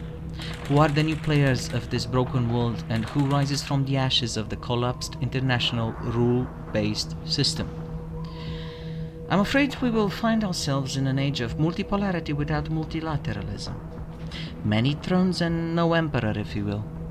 We used to fear a single world ruler. Now we fear the fact that no one rules at all. The dream of a global village has ended. What replaces it is not a new order, but a contest of fragmented empires, each with their own narrative, their own truths, and their own rules. This is not a cold war, it's a cold anarchy. Welcome to multipolarity, my friends. Power has decentralized, but not stabilized. Once there was West versus the rest. Now there are many rests, and they don't align with each other. The United States remains dominant in tech culture and military projection, but it is politically fractured and overstretched. China is the rising hegemon, but lacks true allies and suffers internal fragilities as well. Russia is a rogue nuclear petrostate, wounded, aggressive, and still deadly. India rises as a demographic and regional power, but resists being anyone's pawn. Iran is asymmetrically expanding from the shadows, reshaping the Middle East. And states like Turkey, Brazil, Saudi Arabia, South Africa, and Indonesia, or as we like to call them, the middle powers, act unpredictably, forging coalitions of convenience. This isn't a chessboard, it's a battlefield of frenemies with missiles and memories, if you will. Let's look at the BRICS Plus illusion. A new bloc or a new Babel. Much is made of the rise of BRICS Plus, now expanding with Egypt, Saudi Arabia, Iran, and others. its stated aim to offer an alternative to Western hegemony. But here's the truth. China and India are bitter rivals. Iran and Saudi Arabia are historically opposed. Brazil wants autonomy, not allegiance. And Russia offers little but oil and escalation. This is not NATO, and it's not even the Warsaw Pact.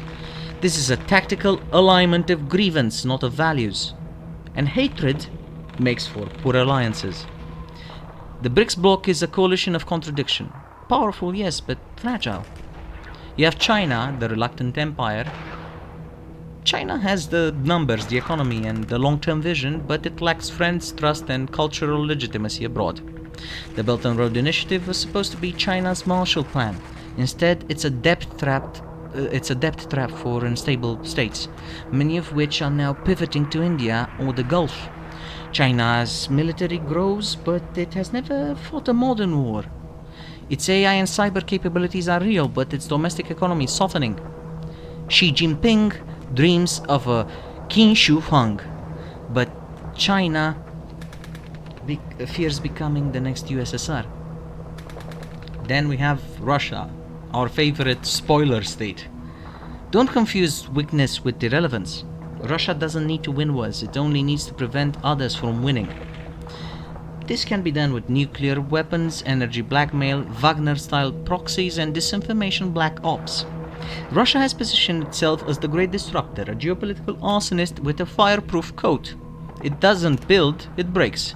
And in a world of fragile system, that makes them powerful. And we have the unaligned giant, India. India refuses to pick sides. Why should it? It buys Russian oil, it counters Chinese aggression, it trades with the West, and it leads the global South. They would be insane to do so.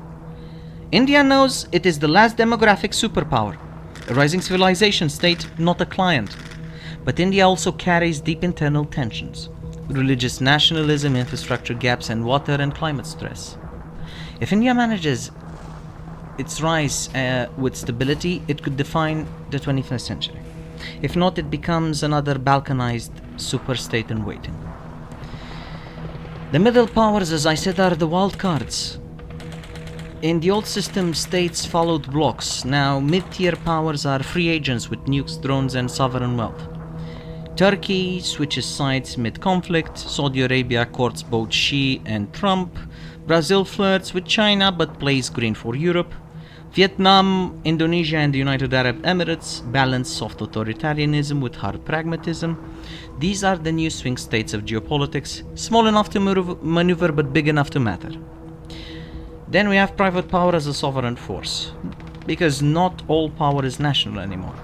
BlackRock has more influence than many foreign ministries.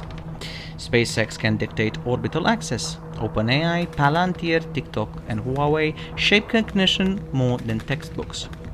In many cases, the true actors are CEOs and engineers, not diplomats. And in the dark corners, private military contractor 2.0 groups, cybercrime syndicates and ideological cults wield armies and algorithms. This is a privatized geopolitics, where sovereignty is outsourced and loyalty is rented. The truth is, the UN cannot hold this together. When Ukraine was invaded, the UN was impotent. When Gaza erupted, the UN was divided. When climate catastrophe struck, the UN was ignored. Why? Because there is no shared myth, no shared red lines, no enforcement mechanism. The UN was born from World War II. This world was born from World War III's prelude. It needs new tools, new treaties, and new trust, or it becomes an obsolete relic. In conclusion, no balance of power whatsoever is the name of the game. Only the power of unbalance, if you will. In the 19th century, Europe was the balance of power. In the 20th century, the world had bipolar deterrence. Today, we have a swarm of unstable powers jostling in a world where every actor is armed, every miscalculation is global, and every flashpoint bleeds into all others. It's a headache, to say the least. This is the most dangerous multipolar system in human history. And so we ask, what happens when the world of rivals crosses red lines and no one agrees about? This is indeed a good question, and the longest of our episodes so far, and the most depressive. But worry not, dear listener, for I bring to you your favorite segment, the big picture, or as I would like to call it, the failure of the West and the weaponization of its values. When the death of the rules-based order will be written, a future historian could write it something like this.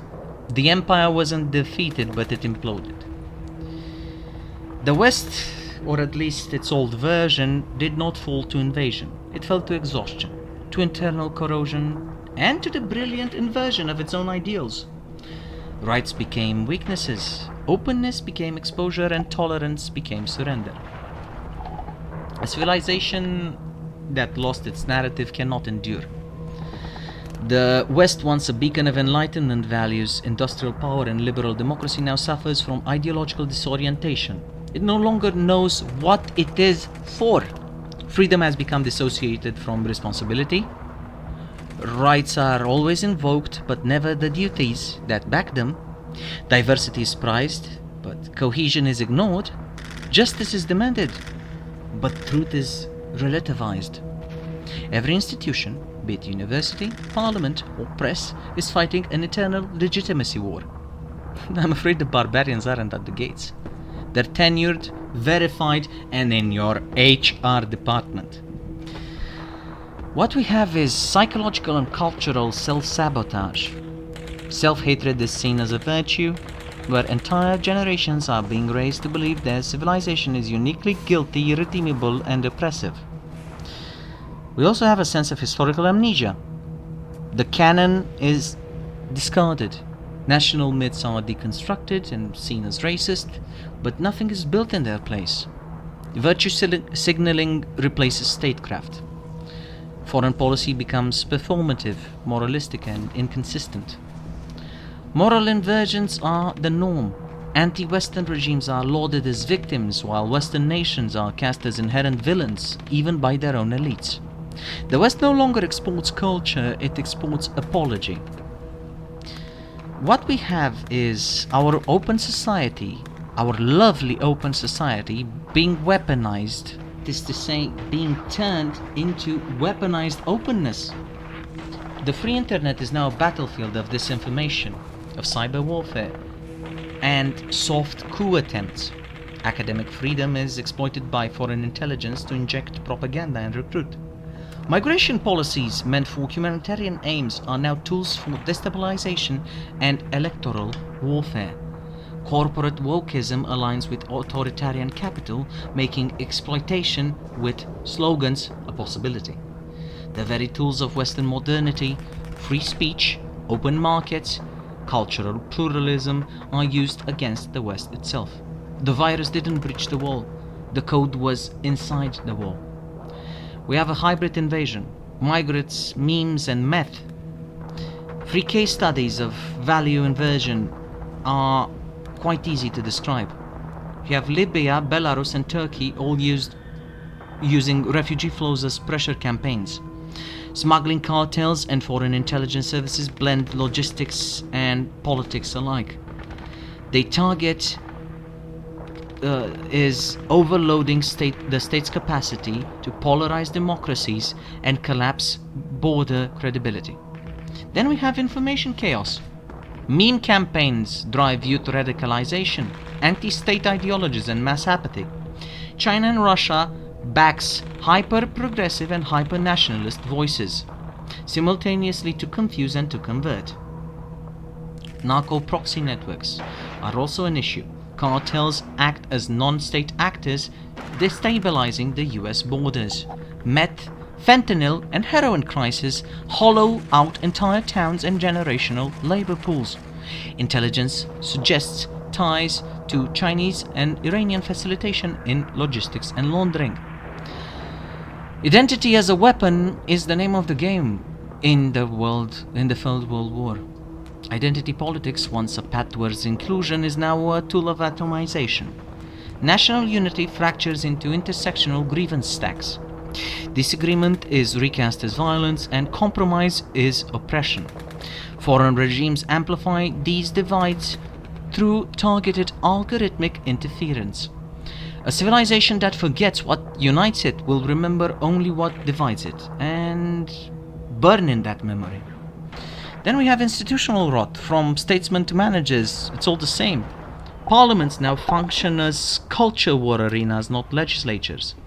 Judiciaries are politicized beyond trust. Universities train critics, not builders. Media is no longer the gatekeeper, it's the algorithm's hostage. The result? The West becomes a theater of permanent crisis.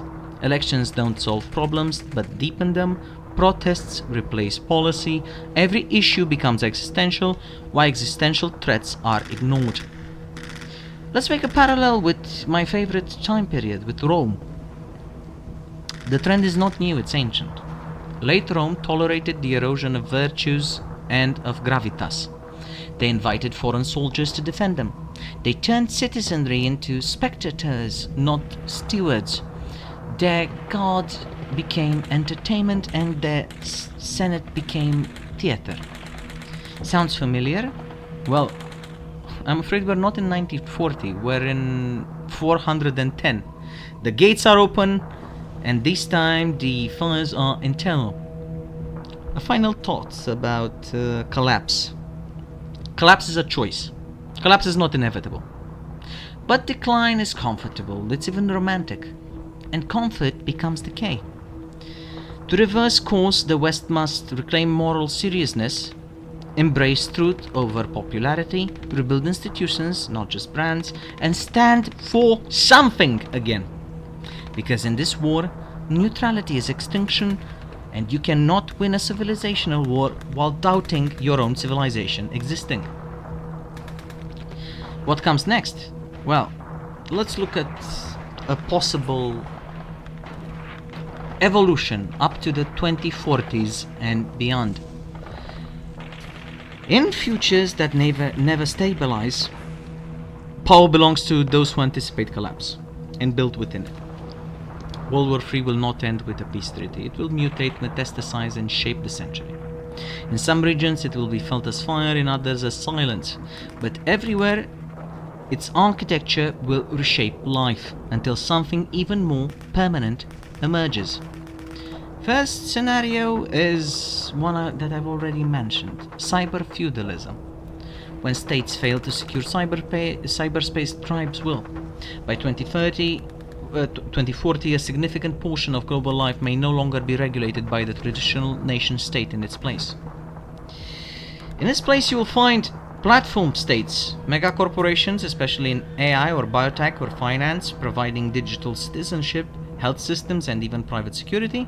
You would have crypto warlords, powerful tech-aligned elites in control of regional data infrastructure, using token-based filthy networks instead of taxes. You could have post-state jurisdictions, remote or failed zones like parts of the sub-Saharan Africa, the Pacific, and even the US Rust Belt becoming quasi-anarchic dark zones. Amazon meets medieval Venice, basically. Run on smart contracts instead of gold this time. Another scenario is we will have two internets and consequentially two worlds. Let's imagine for a while a total digital bifurcation solidifying. We have the Western net, which will be transparent, chaotic, user-driven, vulnerable to information sabotage, but relatively free. And you'll have the Eastern net, controlled, efficient, surveilled, and resilient to psychological warfare. Each becomes a civilizational operating system. The price of access? Total compliance. All media, education, travel, and finance becomes functionally geopolitical in this scenario. People will defect from one network to another like Cold War refugees. Every click is a flag, every login a passport. The first scenario is a cold peace with hot proxies. The US, China, and Russia maintain, and Iran, while I'm at it, maintain a constant proxy war environment. Every decade, Iran, if it doesn't collapses in the next months or years, I don't know, I'm not psychic. Every decade, every flash war erupts over islands, shipping lanes, border disputes or misinformation. But all-out war is avoided by AI-predicted risk modeling and automated deterrence protocols. It's peace, yes, but like a chess game, it's played with a loaded gun. The cost? Sanctions fatigue, regional instability, and the widening tech-military gap between core and periphery. We kept the nukes in their silos, but not the people in their homes, if you will. The fourth scenario I would like to call the Great Fragmentation. Globalization fully unravels, the EU shrinks or shatters entirely, NATO becomes a club, not an alliance, Africa splinters into regional spheres of Chinese, Turkish and Indian influence, Latin America becomes a battlefield for narco-insurgencies and US-China economic rivalry. The US and China operate like 19th century empires, carving out influence not with tanks but with credit, ports and cables. The world will look familiar, but power will flow through different veins. Borders stay still, but gravity shifts. Oh boy, I hate this one. The fifth scenario is a collapse spiral. This is the worst case convergence. A successful cyber attack wipes out the global banking settlement layer. A rogue actor unleashes AI-enhanced bioagents. Climate-driven mass migration destabilizes European democracies. Nuclear powers face internal collapse, risking unauthorized launches. Resource wars in Africa and Asia kills tens of millions, and the UN becomes irrelevant. The Bretton Woods system dies, and trust ends. This is the age of exception, a permanent state of emergency. Private security replaces police, emergency rules replace democracy, survival replaces aspiration. This isn't dystopia, it's entropy. But it's not all collapse. Let's talk about scenario number 6, coherent resistance. Some nations, cities and cultures adapt, and they do so beautifully. Japan could emerge as an AI governance with civil harmony. Finland becomes the Switzerland of cyber war, small, secure and sovereign. India leverages youth culture and regionalism into a new non-aligned power. And even Eastern Europe, hardened by war and memory, becomes a new frontier of democratic realism. Parallel to these state actors, you could have networks of independent journalists, ethical hackers, civil engineers, civic engineers, micronations beginning to form a new internationalism from below. The model isn't the UN, nor is it Silicon Valley really. It's a decentralized practical pluralism that acts where others theorize. The future won't be saved by superpowers in this scenario, it will be salvaged by survivors who learned to cooperate. My final forecast before we head towards the end of the episode is the following. We will either have a golden twilight or an iron decade. By 2040 the world will not be united. It may not even be governable in the traditional sense. But the fragments, if preserved, can be reassembled. There will be places that remember the costs, rebuild civil trust, balance resilience with openness, refuse both techno-feudalism and state totalitarianism. What comes next isn't the end of history, it's the end of narrative simplicity. What comes next? Let's look at 2040 and beyond, as we already did. We've talked about cyber feudalism, the two internets, cold peace and hot proxies, the great fragmentation, collapse spiral, and the lovely scenario of coherent resistance. But the path forward, from my point of view, is the following. This is not the end. And now I'm speaking freely, but it may be the hour. Francis Fukuyama is a great man, but he was wrong. History did not end, it merely caught its breath. And I, though a far more humble geopolitical mind, may also be wrong. But let me be clear on some things. I am adamant.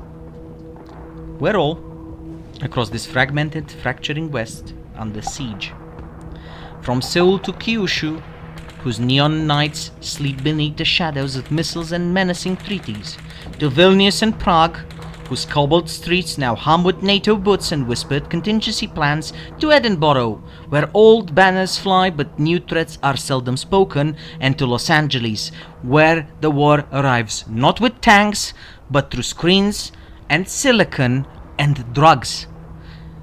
This war is not like the last. There are no declaration, there is no Dunkirk, no Normandy, no Berlin to storm. It is everywhere and nowhere, fought not in the trenches, but in the supply chains, in the servers, and in the souls of our citizens. Fought not with conscripts, but with code currency and chaos.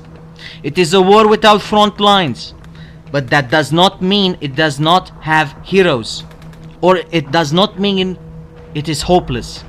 We must understand this. The enemies we face today are not merely foreign. They are internal disarmament, cultural amnesia, and moral fatigue. They are comfort without courage, tolerance without truth, and technology without wisdom. We must remember who we are. Not as empires, not as consumers, but as civilizations. Built not just on capital or conquest, but on law, art, duty, and sacrifice. The West, if it is to survive, must once again become something worth dying for. But more than that, something worth living for. Let us be clear-eyed, let us not be naive. The coming decades will test every assumption. There will be no savior nation, no messianic technology. There is only us. We, the citizens of fractured democracies and flickering republics, must now become the custodians of continuity. We must raise our children in the belief that history is not a horror story, but a heroic one, unfinished, but not irredeemable. Let us forge a new social contract, a new civic code, where truth is not relative, where borders mean something, not to divide us, but to protect us from those who would do us harm. A civic code where freedom without duty is decay, where progress without virtue is regression. Let us relearn the civic faith our grandparents lived and bled for, that we are free because we were responsible, not the other way around. Democracy is not a birthright, but a behavior. That sovereignty is not selfish, and sacrifice is not outdated and cringe. We will not be the last generation of free peoples, unless we choose to be. We will not be the last light in a darkening century, unless we let ourselves be dimmed. And we will not go quietly into the algorithm's lullaby, nor the tyrant's cold bargain, nor the cynic's slow suicide. I do not believe we are done. We're not yet done. Not while we still remember who we are. Not while there are minds that question, hearts that burn, and hands that build. For the quiet detonation has already occurred. You're living in its aftershocks. I'm living in its aftershocks. But in the cracks of collapse, something new can grow. So stand, whoever you are, speak, whoever will listen, and prepare not for peace but for purpose.